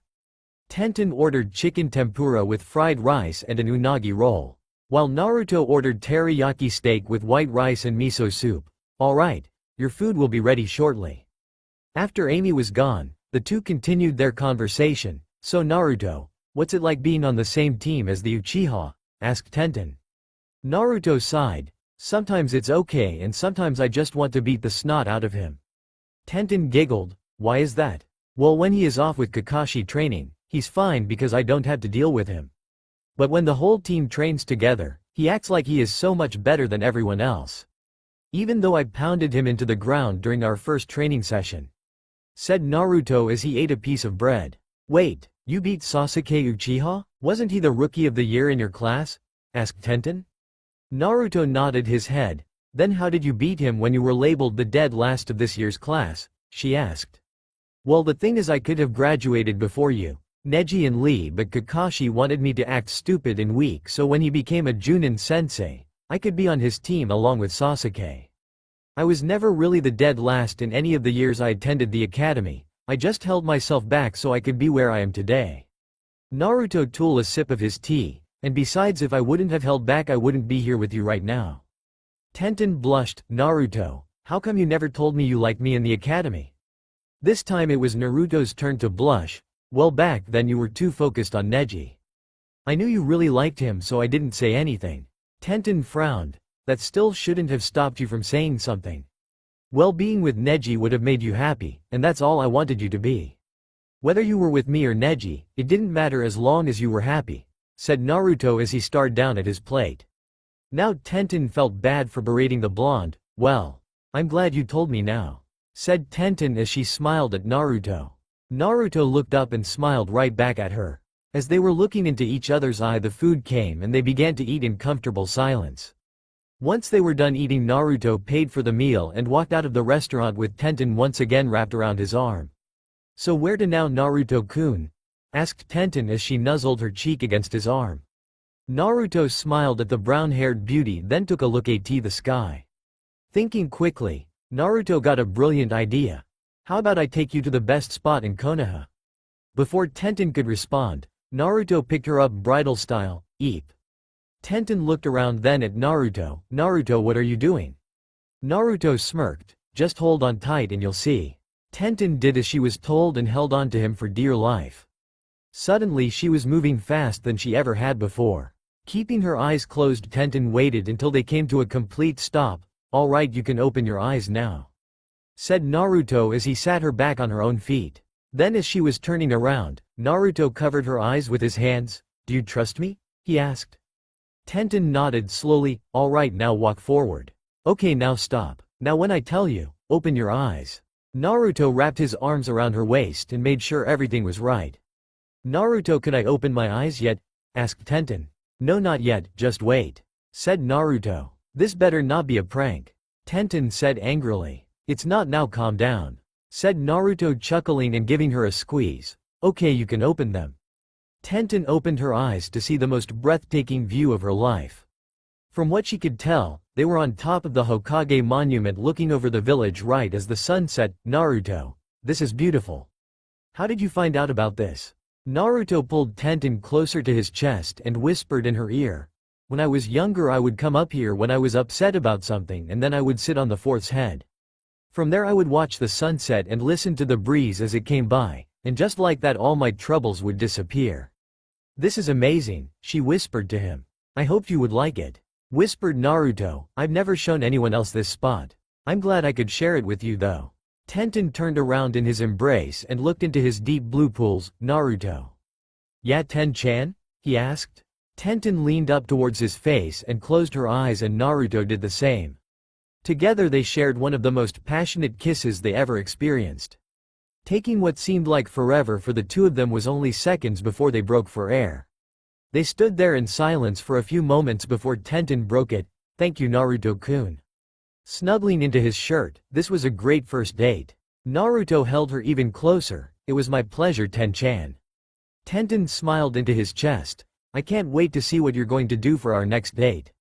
Naruto smiled the biggest smile he could muster when he heard those words. As the sun set, a small group of shinobi in the bushes could see a single tear run down Naruto's cheek. Come on guys, let's go. This just doesn't seem right, said Yamato. The others nodded and left as quietly as they came. An hour later, after the sun had set, Tenten began to shake in Naruto's grip. Ten-chan, are you cold? Asked the blonde. Tenten nodded her head into his chest. Here, take my shirt, he said, taking it off and wrapping it around her shoulders. Tenten looked up. But what about you? Won't you be cold? Naruto just shook his head as he picked her up and started to carry her down the mountain. Don't worry about me, I'll be fine. As they were walking down the mountain, Tenten became entranced by the sound of Naruto's heart beating and quickly fell asleep. Naruto looked down when he heard a light snore come from his chest, only to see Tenten snuggling against his chest. Now I know this was the best night of my life. Several minutes later, Naruto arrived at Tenten's apartment with her still asleep in his arms. Looking down at her to see that she was sleeping peacefully, Naruto decided not to wake her. Summoning a clone, Naruto used it to get her keys out of the purse and open the door. Once the door was open, Naruto dismissed the clone and shut the door. Walking back to where Naruto thought her room was, he placed her on the bed and removed her shoes. Then he tucked her underneath the sheets and shut the door to the bedroom and left. While shutting and locking the door to her apartment, Naruto forgot to grab his shirt. Oh well. I'll just get it back from her tomorrow. So our blonde hero set off down the road heading towards the academy. Once there, he opened the hatch and headed home to go have dreams of his weapons-loving kunoichi. That night, Naruto and Tenten slept better than they had in years. The morning after Naruto and Tenten's date was rather uneventful. Well, almost uneventful. Naruto was sleeping peacefully, having a dream starring his new girlfriend, caramel, whipped cream, and you know the rest. Well, Naruto's dessert was suddenly cut short when he felt something staring at him. Opening his eyes, Naruto finds Kakashi right in his face staring at him. "Ah!" screamed Naruto. "What the hell, Kakashi-sensei?" Kakashi gave him an eye smile. "Time to get up, Naruto. We got our first C-rank mission today. So you need to get up and head to the main gate in an hour." Naruto calmed his heart rate down to a low thunder as Kakashi left the room. Geez. Can't he just knock on my door or something instead of doing that to me? He could have gave me a heart attack. Well, it would be no fun for us if we did it that way, said Yamato, sticking out of the wall beside Naruto's bed. Holy shit, yelled Naruto again. Would you stop that? Yamato laughed and morphed back into the wall. Waiting till he knew Yamato was gone, Naruto sighed. I gotta get them to move out and build their own homes. 15 minutes later, Naruto arrived downstairs in his genin attire with his supplies in a scroll strapped to the small of his back. Grabbing a quick bite to eat, Naruto headed out the door to go see Tenten before he left. Getting to her apartment, Naruto knocked and waited, and waited, and waited.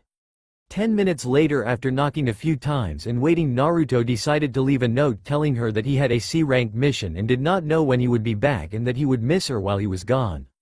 Content with his note, Naruto left and headed for the main gate. Getting there a few minutes early, Naruto decided to take a quick nap. If I know Kakashi, he will be here about an hour late. Thinking he had to relax, Naruto let his guard down as he fell asleep, resting his head on his scroll. As Naruto was sleeping, Tenten, Sakura, Sasuke, Kakashi and the mission employer arrived at the main gate. Let me wake him up, said Tenten as she walked over to Naruto. Tenten leaned down to whisper in his ear, Naruto-kun, it's time to get up. Naruto rolled over and mumbled something. Just 5 more minutes, Ten-chan, I'm having fun. This did not go unheard by the entire group. What is he talking about? Asked Sakura. Having fun doing what, Naruto-kun? Asked Tenten. Naruto groaned again. Eating you. You make a perfect sundae. Tenten flushed red with embarrassment and Sakura flushed red with anger. Kakashi and the employer fell over laughing and Sasuke, as usual, did not care. Sakura made her way to Naruto planning to brain him, stupid pervert. When Sakura was about to swing, Tenten reached out and grabbed her arm. "What are you doing?" asked Tenten. "I'm gonna pound him for being a perv."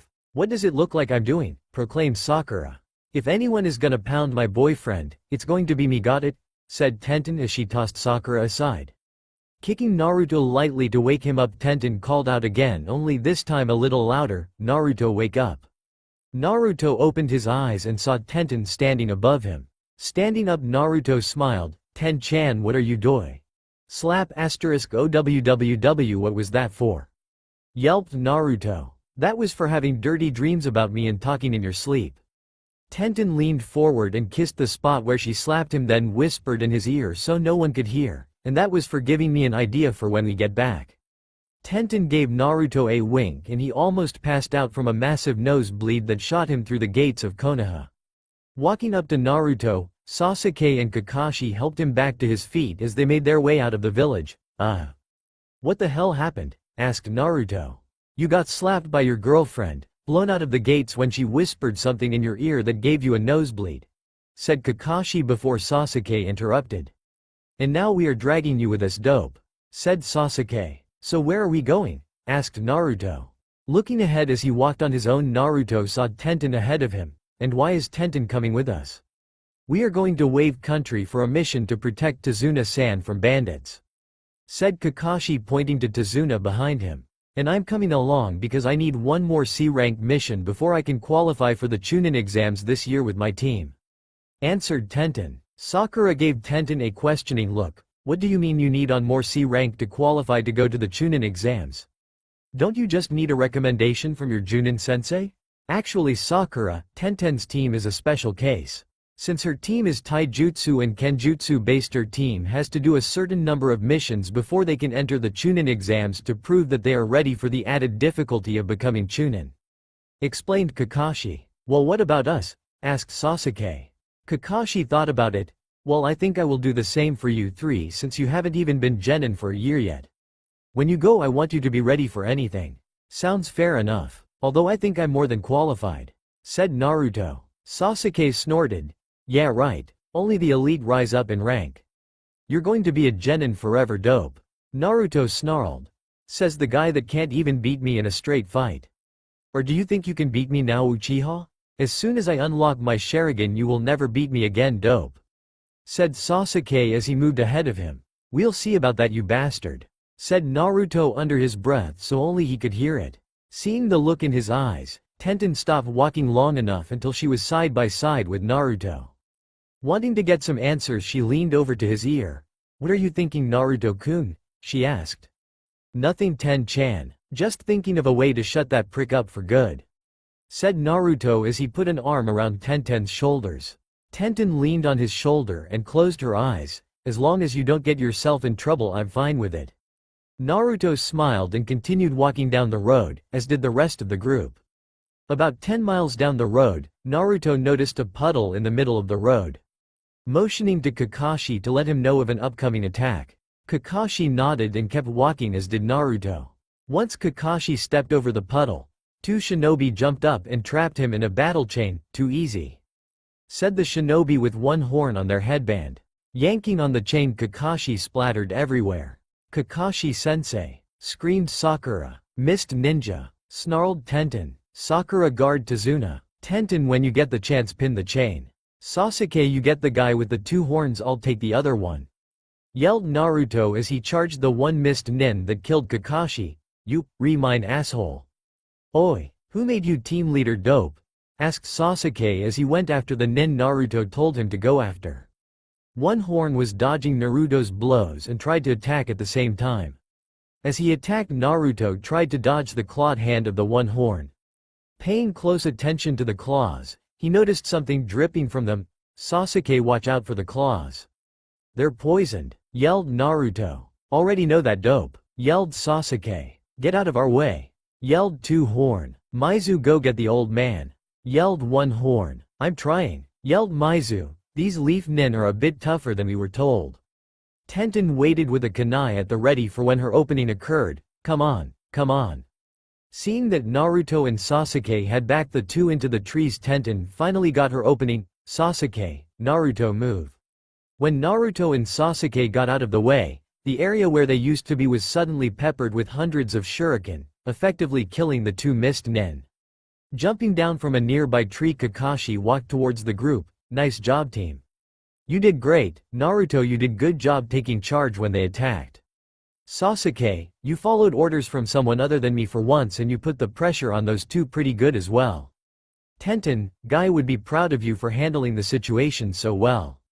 And Sakura, you stayed focused and took care of their target. Wait a second, how are you still alive? We saw you get cut to bits. Screamed Sakura as she pointed back at what she thought was Kakashi's corpse. Looking to the corpse, Sakura saw nothing but wood. What happened? Sasuke walked up and decided to explain. Kakashi knew that they were going to attack, so he replaced and hid in the trees to find out who they were after. Isn't that right, sensei? Kakashi's eyes smiled, perceptive as always. Sasuke. Turning to Tazuna, Kakashi gave him a hard glare. I believe it's time you tell us why you had two Chunin from Mist following you and trying to kill you. So Tazuna told them the whole story, how Gato had taken over Wave, the bridge he was building, and now the ninja that were after him. So there you go. I had to lie to your village, otherwise my country would die. Said Tazuna. Kakashi turned to his team. Well, I'm not one for turning around and abandoning an entire country, but it is up to you four. Right now we could turn back and leave the mission, which we have every right to. Or we can continue the mission. What do you guys think? I don't care if you all decide to turn back, but I won't run from this mission. Said Naruto, no matter how dangerous this mission has become, I can't just stand by and let this happen to the people of Wave. I'm with Naruto-kun, said Tenten. I don't care either way as long as I get to fight a tough opponent. Said Sasuke. If Sasuke goes, I'll go too. Said Sakura as she looked over at Sasuke. Well, Tazuna-san, it looks like we're here till it's over. Said Kakashi as he helped Tazuna to his feet. Tazuna was in tears. Thank you all so much. Yeah, enough with the crying. Let's just get going, said Sasuke as he walked off. Tenten looked back to where the mist nin bodies were. Hold on guys, I want to get their claws and my shuriken. Sorry Tenten, but that will take time, we don't have at the moment.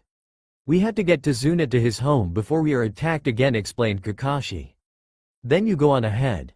I'll stay behind with Tenten and help her out, said Naruto, making a cross seal. Besides, with my shadow clones, we will be done in no time. Kakashi sighed. Fine, but hurry up. I don't need you two getting lost or attacked. We'll meet up with you as soon as we are done, said Tenten. And with that done, Kakashi continued on with Tazuna, Sasuke and Sakura down the road. Shall we? Asked Naruto, creating 100 clones. Alright fellas, you know what to do. Gather all the shuriken you can, but make sure not to cut yourself. Naruto gotta collaborate. Yes sir. Wow, I didn't know you could make that many clones. And why are they working? They're just illusions, right? Said Tenten. Naruto laughed. Not really. These clones are real, not illusions. Naruto turned and faced Tenten. And so we don't have to do this in the future. I have something for you. What is it, Naruto-kun? Asked Tenten. A jutsu, said Naruto. Tenten turned away angry. I don't need any jutsu, she said. Now hold on a second. I think you'll love this one. Naruto pulled out a kunai and showed it to her. Now watch this. Going through some seals, Naruto called out the jutsu as he threw the kunai. Kunai shadow clone jutsu. Suddenly the one kunai turned to 30. And when they hit the trees they all disappeared except for the original kunai. So what do you think of that jutsu? Asked Naruto with his hands on his hips. Tenten's eyes were sparkling like diamonds in the sun when she saw the jutsu. You have to teach that to me, squealed Tenten. Naruto laughed. Calm down and I will. Calming down, Tenten got ready as Naruto taught her the jutsu. Half an hour later, Tenten was able to turn one kunai into 15. Alright, that's good enough for now, but we need to catch up to Kakashi and the others. Right. Picking up her scroll, Tenten jumped into the trees with Naruto and made their way to Wave. Finally landing in Wave once they crossed the water, Naruto saw Tazuna and Sakura running towards them. The look on their faces is what got Naruto and Tenten worried. Naruto, something's wrong, said Tenten. I agree.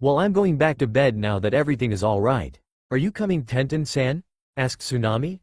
Hearing no reply from the young Kunoichi, Tsunami looked back to see Tenten fast asleep, laying on her head on Naruto's chest. Ah, young love, thought Tsunami as she walked upstairs. The next couple of days were uneventful. Naruto was finally walking around on his own. Although his legs were still causing problems for him, it was nothing that the painkillers could not fix. A day after Naruto had finally started moving around, Kakashi and Sasuke woke up, but were still told to stay in bed until they were 100% again. Around the end of the week, Kakashi called all the genin into his and Sasuke's room for a meeting. "What do you need to talk to us about, sensei?" asked Sakura sitting next to Sasuke on his bed. "Well, first I would like Naruto to tell me what happened when I was fighting Zabuza," said Kakashi, eyeing Naruto, who was standing in the far corner of the room with Tenten by his side. "There's not much to say. I used a technique that made me faster than normal and left me invisible to everything. Unless I stopped, that is," said Naruto. "It also comes at a high price. When I read about the ability, it said I would make you faster than any living creature, but it would severely damage your legs. But with my healing factor I thought it wouldn't be as bad." "Guess I was wrong," said Naruto, laughing nervously with his hand behind his head. "Naruto, if what you said was true, then that ability surpasses even the flying thunder god jutsu that the fourth created," said Kakashi in shock. "What do you mean, Kakashi? It's not that fast, is it?" asked Naruto. "I could always see sensei's jutsu when he used it, but with you, Naruto, I could not tell what was going on. 1 minute Zabuza was about to cut me in half and the next he was going through a tree. You were moving so fast that even my Sharingan could not keep up." Everyone in the room gasped except for Sasuke. He was furious. "How does the dope have the power to take on a Sharingan user, but I can't even awaken mine yet?" thought Sasuke. "Naruto, until you can find a way to reduce the effects of that technique, you are forbidden from using it," said Kakashi. "What? How come?" yelled Naruto. Tenten smacked him in the back of the head with one of her scrolls. "For one, you burst every blood vessel in your legs, and 2, you could have lost the use of your legs forever, and 3rd, if it wasn't for the doctor you would have died from blood loss." Then she whispered so only she could hear, "And I was worried I would lose you." Naruto wore a sad smile as he brought Tenten into a warm embrace. "You'll never lose me, Ten-chan," whispered Naruto into the young teen's ear. Tenten blushed and leaned into his embrace, allowing his warmth to flood through her. "So what are we gonna do now that Zabuza is dead?" asked Sakura. Kakashi sighed. "That's the problem. Zabuza is still alive." Everyone on the room looked at Kakashi like he was crazy, and if I had to guess, he should be back to full strength in a day or two. "So we are going to rest for our upcoming battle." Naruto stepped forward. "Kakashi, I hate to break it to you, but I don't think we have a chance in beating this guy. You and Sasuke got beat in with little effort on Zabuza's part, and if it wasn't for me you both would have been dead. And the only reason I beat was because I used a technique that could have destroyed my legs entirely. I can handle myself, dope. I don't need your help," said Sasuke as he got up and left the room. "You make a good point, Naruto, but we are ready for him this time. Plus you and Tenten will be with us from the start," said Kakashi. "Alright, but what about this partner of his? We already faced 2 Chunin that were more than likely working for this Gato guy, so I would assume that after seeing Zabuza get so many injuries that he would hire more muscle or already had them in case Zabuza failed," argued Naruto. "What about that sword you brought with you, Kakashi-sensei? Isn't that Zabuza's sword?" asked Tenten. "Yes, it is. So we also disarmed him slightly. After all, what is a swordsman without a sword?" asked Kakashi. "Okay, none of you are hearing me," said Naruto as he pulled out some paper and a map. "We already faced 2 Chunin and 1 Junin. So logically Zabuza's partner that picked him up would be high Chunin to mid Junin, since Zabuza is a member of the 7 swordsmen." "What's your point, Naruto?" asked Sakura. "My point is, we are going to be facing 2 highly skilled shinobi, maybe more tomorrow or the next day. And one thing is for sure, they are all skilled in water manipulation, and as you can see by the map here they have the advantage, not us," said Naruto. Suddenly Naruto's words hit everyone like an earth jutsu. They were possibly outnumbered and outclassed, but no matter what they still had to try. "How can someone that is always so cheery be the one to be the downer of the group?" asked Tenten. Kakashi sighed. "Naruto's right. If we go after them we will probably be killed or at the least severely wounded. We need to come up with a better plan than just facing them head-on. Naruto put on a bright smile. That's why we are Shinobi Kakashi-sensei. I thought of a plan that will level the playing field a bit. What's this plan you have, Naruto? Asked Kakashi. So Naruto told everyone of his plan, getting approving nods from everyone including Sakura. That night Naruto left and began setting his plan in motion. Around midnight Naruto finished with his tasks and passed out in the forest. A few hours later Naruto was awoken by someone poking his ribs. Huh? What's going on? Asked Naruto as he sat up with a jolt. You were sleeping out in the forest. I stopped to wake you up so you would not catch a cold. Said the stranger. Thanks for waking me up, but I'm used to these kind of conditions. Said Naruto, I wouldn't be much of a shinobi if I could not handle a little cold weather. You're a ninja? Asked the stranger. Naruto rubbed the back of his head nervously. Yeah. Is it that hard to tell? The stranger giggled. You look more like a fighter than a shinobi. Yeah, well. Deception is key to being a shinobi. Was Naruto's retort. Very true. Said the stranger with a smile. By the way, my name is Haku. What is yours? Naruto, Uzumaki Naruto. Naruto stood up and was walking away when he waved back to Haku. Nice meeting you, Haku-chan. Haku stared at the back of his head and then yelled back to him, I'm a boy. Naruto fell face first into the dirt, making a loud thud when he hit. Wow. He's almost as beautiful as Ten-chan, thought Naruto as he got up and dusted himself off. Back at the house, Tenten was still up waiting as Naruto walked through the door. Where have you been? I was worried that they attacked early, said Tenten as she rushed towards him and gave him a warm hug before smacking the back of his head. Ow, what was that for? Asked Naruto as he rubbed the bump on his head. For making me worry. Now where were you all this time? You should have been back by midnight at the latest, said Tenten. Well, I kinda fell asleep in a clearing near the bridge once I finished the preparations for tomorrow, said Naruto as he moved both Tenten and himself to the couch. Now let's get some sleep. We have a long day ahead of us tomorrow. Naruto laid down on the couch and pulled his brunette beauty along with him. Good night, Ten-chan. Tenten found a comfortable position resting on his chest. Sweet dreams, Naruto-kun. Soon they were both asleep in each other's arms. The next day Naruto and Tenten woke up when they heard a scream outside of the house. What was that? Asked Naruto. I don't know, but we should check it out, said Tenten as she grabbed a kunai out of her pouch. Walking to the door, Naruto looked out and growled. What's wrong? Asked Tenten as she got to the other side and looked out to see two goons attacking Tsunade and her son Inari. Those bastards. I'll take the right, you get the one on the left, said Naruto as he pulled out a few shuriken. Tenten nodded and let her kunai fly right into the back of the head of the guy on the left. Naruto did the same with his shuriken and took out the one on the right standing above Inari. Walking up to Inari and Tsunade, Naruto and Tenten helped them to their feet. Are you alright? Asked Naruto. We're fine now that you two showed up, said Tsunade. Where are the others? Asked Tenten. Grandpa went to the bridge with your friends, said Inari in a sad tone. Naruto looked at Tenten and ran inside. When did they leave? Asked Tenten. They left about 3 hours ago to go work on the bridge, said Tsunade as she looked over her son to make sure he was alright. Mom, Inari whined, stop it. Just when Tsunade was about to respond, Naruto came out with his gear and Tenten's scrolls. We better get going then. Kakashi, Sasuke, Sakura and Tazuna-san must be in trouble by now. Why are you trying so hard? Screamed Inari. This isn't your home, so why bother? You're just gonna die anyway. Shut up, kid, said Naruto, strapping his kunai and shuriken pouches to his legs.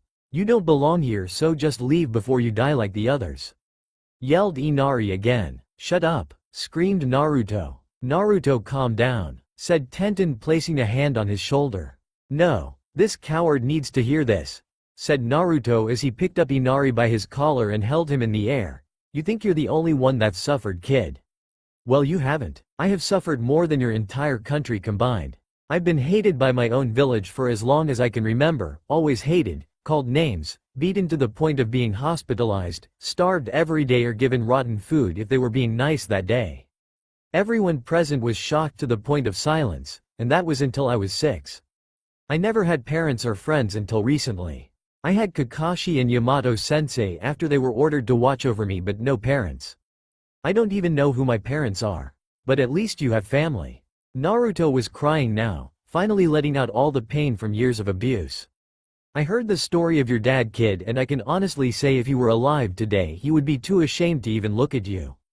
Naruto threw Inari to the ground. He sacrificed himself in order to try and save your country, and you repay his sacrifice by spiting on his memory and hiding like a coward. If you truly love something, then you fight for it every day and to your dying breath. Turning around, Naruto jumped into the trees towards the bridge. Finally getting over her shock, Tenten apologized for Naruto's actions and ran after him. While all this was going, Kakashi was with the others at the bridge waiting for Zabuza to attack. This isn't right? I thought you said they would attack in a day or so, sensei, asked Sakura. I did say that, Sakura, but we still have. Before Kakashi could finish his sentence, a thick fog rolled in from the east. Sakura, please learn to be quiet about these kind of things. They tend to happen when you talk about it. Kakashi produced a kunai and got in front of Tazuna. Sasuke and Sakura followed suit. A dark laugh came from the fog. Ha ha ha ha ha. You don't learn, do you, Kakashi? Taking the same stance as you did last time. Zabuza appeared a few feet from the group with the hunter Nin at his side. Let me guess. You and the duck's ass over there are going to try and take Haku and myself while Pinky there guards the bridge builder? Kakashi shifted in his stance a bit. If I remember correctly, Zabuza, you were the one getting hit through a tree the last time we met. We both know that that wasn't you, Kakashi, growled Zabuza, and this time I've come prepared. Zabuza raised his hand in the air and snapped his fingers. Boys. Within seconds the bridge was covered in mist, Nin, that came out of nowhere. You see, I've brought some backup. And just in case you thought I was unarmed seeing as you took my sword, Zabuza pulled out a scroll and bit his thumb. Smearing some blood on the scroll, another giant sword appeared from the seal. I brought a spare. Kakashi was sweating now. He thought that Naruto would be partially right, but now he knew that when Naruto thought something, no matter how out there it was, to take it seriously. I hope this plan of Naruto's works. Sasuke, Sakura now, yelled Kakashi as he grabbed Tazuna and jumped into a seal located on the center of the bridge. Sasuke and Sakura followed suit. Channeling lightning chakra into their hands, Kakashi and Sasuke slammed their hands into the bridge. Suddenly the whole bridge started glowing a pale blue. Screams could be heard all around. Seeing what was about to happen, Haku and Zabuza jumped into the air to avoid the attack. What did you guys do? Asked Tazuna. Kakashi smirked. It's a little seal Naruto developed that allows you to channel any element into the object the seal is drawn on. In this cause lightning chakra into the bridge, killing anyone in contact with it at the time. Then why are we alive, sensei? Asked Sakura. Isn't it obvious? The seal we are in protected us from the attack, said Sasuke as he got back into his stance. We missed 2 of them. What did you do to my men? Roared Zabuza. You like that? Smirked Kakashi. One of my students came up with that plan to take out your men, if you had any, that is. Curse you, Kakashi, growled Zabuza. Haku. Yes, Zabuza-sama, said Haku, kneeling by Zabuza. Zabuza raised his blade and leveled it with Kakashi. Take out the boy and then kill the bridge builder. I'm going after Kakashi. No sooner had he given the order had Haku ran right at Sasuke. Seeing the attack coming, Sasuke intercepted Haku and caught her in a deadlock with his kunai and her senbon needles. Looks like I'll get a workout after all, said Sasuke with a smirk. You are too arrogant for your own good, said Haku. What are you talking about? I'm the one who is about to overpower you. I can feel your arm giving out already, said Sasuke, pushing back against Haku. Is that so? Haku raised her unused hand and performed a jutsu with just one hand. Haku slammed her foot into the ground. Ice release. 1,000 flying water needles. 1,000 needles began to form around Haku's head before they launched at Sasuke, making him jump away from Haku. Make this quick, Haku. I want to get our money and get the hell out of here as soon as possible, said Zabuza as he swung Kakashi, trying to cut him in half. In the woods by the bridge, Naruto and Tenten arrived to see bodies everywhere. Wow. What did all this? Asked a bewildered Tenten. I guess Kakashi had to use the seal after all, said Naruto as he ran across the water towards the bridge. Tenten followed closely behind him. We need to hurry and help them before they get killed. Naruto, what, this is the seal you were talking about? Asked Tenten. Yeah, It spreads out elemental chakra over a wide area and intensifies it. I placed 2 on the bridge, said Naruto walking around the water looking at the fighting above. 2? I thought you only made 1, said Tenten watching Naruto walk around. Naruto stopped when he saw that Sasuke was losing bad, and Kakashi was not doing much better. I put 2 on the bridge. 1 up top and the other down here. Tenten, I want you to go help out Sasuke while I cover Kakashi, alright? Tenten nodded and made her way to Sasuke. Naruto on the other hand waited for the right moment to attack. Watching as Zabuza and Kakashi traded blows, Naruto began to think he should go help Tenten and Sasuke instead because this was getting boring. Then when he was about to walk away, Kakashi jumped a good distance away from Zabuza, giving him the opening he needed. Shadow skill. Rapier. Naruto jumped into the air, moving at high speeds towards Zabuza's exposed feet. Destroying the planks that were in front of him, Zabuza was thrown into the air and further away from Naruto and Kakashi. I was wondering when you would wake up, said Kakashi, wiping the blood away from his eyes. Yeah, well, better late than never, right? Said Naruto as he got down low into his taijutsu stance. Who's this Kakashi? Another one of your pathetic genin? Laughed Zabuza. Naruto stood proud. In honor of those who have fallen before me and have yet to fall, today this warrior shall be named. Naruto unsealed Blackwing and struck a pose. I am Uzumaki Naruto, the Red Howling. Zabuza laughed. Well, Red Howling, I am Momochi Zabuza, Demon of the Mist. Kakashi whispered to Naruto so only they could hear. Naruto, distract him for a bit, I got a plan. Naruto nodded and charged Zabuza. Kakashi pulled a small scroll out of his vest and opened it up. Taking some blood that was on his cheek, Kakashi wiped it on the scroll, then slammed it into the bridge. Kanji flew from the scroll onto the bridge and there was a puff of smoke. Seeing that the first stage of his plan were ready, Kakashi formed 3 hand seals and began building up chakra in his right hand while his left hand held the right forearm to steady it. Zabuza on the other hand was having a hard time keeping up with Naruto's speed. For every 1 hit Zabuza got in, Naruto would get 10. You're pretty good, kid. I never thought a genin would give me this much of a workout, said Zabuza with a smile. Naruto smirked. You are one of the strongest opponents I've ever faced. Too bad it has to end, said Naruto as he jumped back to Kakashi. Suddenly a giant pack of dogs burst from below the bridge and bit into Zabuza, holding him in place. What the hell? Zabuza was bleeding pretty bad all over from the dogs biting him. This is your doing, Kakashi. Yes, and now I'm ending this fight. Kakashi rushed forward, followed by Naruto. Seeing the attack coming, Zabuza tried to get his arm free so he could block the oncoming jutsu. As soon as Kakashi got within 5 feet of Zabuza, Zabuza finally got his arm free. Picking up his sword, Zabuza swatted Kakashi away. I'm not going down that easily, roared Zabuza. I'm sorry to say, but you're wrong, Zabuza. Naruto channeled chakra into his hand. Uzumaki assassination technique, light skill, fray. Naruto slammed his fist right through Zabuza's chest. Naruto pulled his hand out of Zabuza's chest and stepped back. Zabuza spewed blood everywhere as he fell to the ground dead. Nice job, Naruto, said Kakashi as he limped over to Naruto. Thanks, sensei, but we're not done yet. We still have to take care of that fake hunter Nen, said Naruto. Right, let's go. Naruto and Kakashi made it to the ice dome right as it was collapsing. Looks like they beat him. Naruto. Naruto was frozen in place with a look of horror painted on his face. No. Naruto ran to where the dome used to be. Naruto, what's the rush? Kakashi looked to where Naruto was running to and saw the bodies of Sasuke and Tenten. Oh no. Kakashi walked over to the bodies of the 2 young teenagers. Tenten knelt down next to Tenten and picked her up. Please be alright. Tenten, speak to me. Please speak to me. Tenten coughed up a huge amount of blood onto Naruto's jacket. Ten-chan? Cough, Naruto-kun? Asked Tenten. I'm here, Ten-chan, don't worry, you're gonna be alright, said Naruto. Kakashi, get over here now. Tenten put a hand of his shoulder and motioned for him to stop. Ten-chan, said Naruto, 5th tears streaming down his face. It's already too late, Naruto-kun. I'm just happy I got to see you one last time, said Tenten with a weak smile. Don't say that, you're going to be fine. Tenten just shook her head. Naruto-kun, before I go, would you do something for me? Asked Tenten.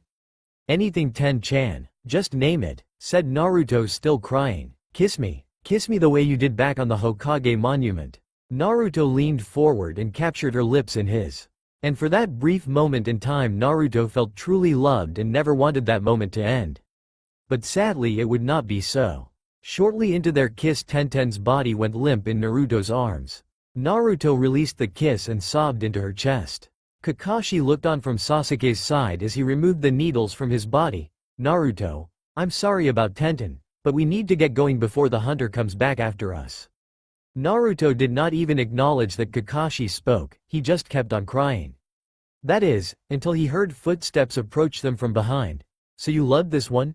Asked the Haku. Now you know how I feel losing someone you held dear. Something pulsed deep within Naruto's gut. You took away Zabuza-sama from so I took your comrades.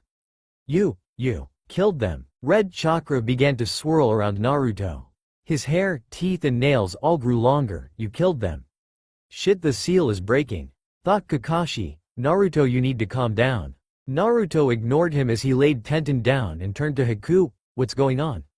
Why is his chakra visible? Asked Haku, seeing a fox's face within the chakra. Suddenly the chakra intensified and everyone was frozen in place. You killed them all. Ah! Naruto ran at Haku so fast not even Kakashi saw him move. Light skill. Mace fist. Naruto was laying into Haku with such ferocity that every blow caused scorch marks to appear on Haku's robes. Naruto kicked at the back of Haku's head, missing it so that he could latch onto her neck with his foot. Shadow skill. Boomerang.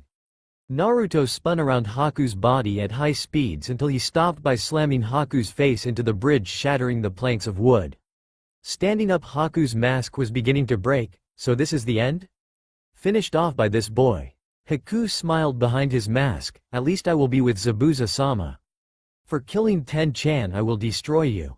Naruto disappeared and reappeared in front of Haku with his fist cocked back. Uzumaki assassination technique, yin style. Cougar. Naruto thrust his hand into her chest.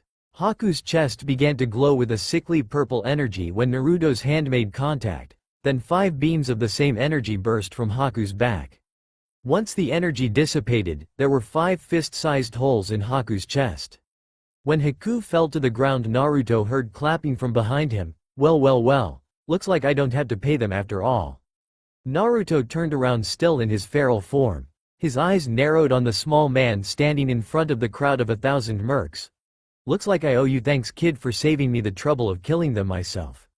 Too bad I have to kill you now since you are the one protecting the bridge builder. Naruto, get back. We will take them on together, said Kakashi, pulling out 2 kunai. Naruto smirked and raised his hand, pointing at the small man. You must be Gato then?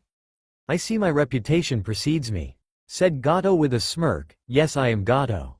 Then this is all your fault. I'm gonna have fun ripping you to pieces with my own 2 hands, said Naruto with a feral grin that struck fear into the mercs and their employer. I don't think so, kid. Boys, get him, ordered Gato. The mercs charged with their weapons drawn, and so did Naruto with his claws no even longer than before. Naruto, wait, yelled Kakashi, but it was too late. As soon as the 2 forces met, Kakashi heard flesh being rent from bone, the spray of blood as it splashed to the ground, the cries of the mercenaries as Naruto carved into them with his claws. Within mere minutes 1,000 hired soldiers were reduced to about 30 men, all scared out of their minds. What is that? Yelled one. He's not human, said another. I am no longer the Red Howling. From now on I will be known as Uzumaki Naruto, the Bloody Fox, said Naruto as he walked towards Gato, ignoring the remaining men. No get AWY from me, yelled Gato as he fell to his feet and tried to crawl away in fear. Covered in blood, Naruto made his way over to Gato and picked him up by the back of his head. Let me go. Let me go. I'll give you anything you want, money, women, power. Anything, just let me go, cried out Gato. Anything, huh? Asked Naruto with a psychotic grin. Yes, anything, said Gato, trying to get free. Naruto smirked and tightened his grip on Gato's head. I want you to die. Gato screamed as Naruto increased his grip on Gato's head.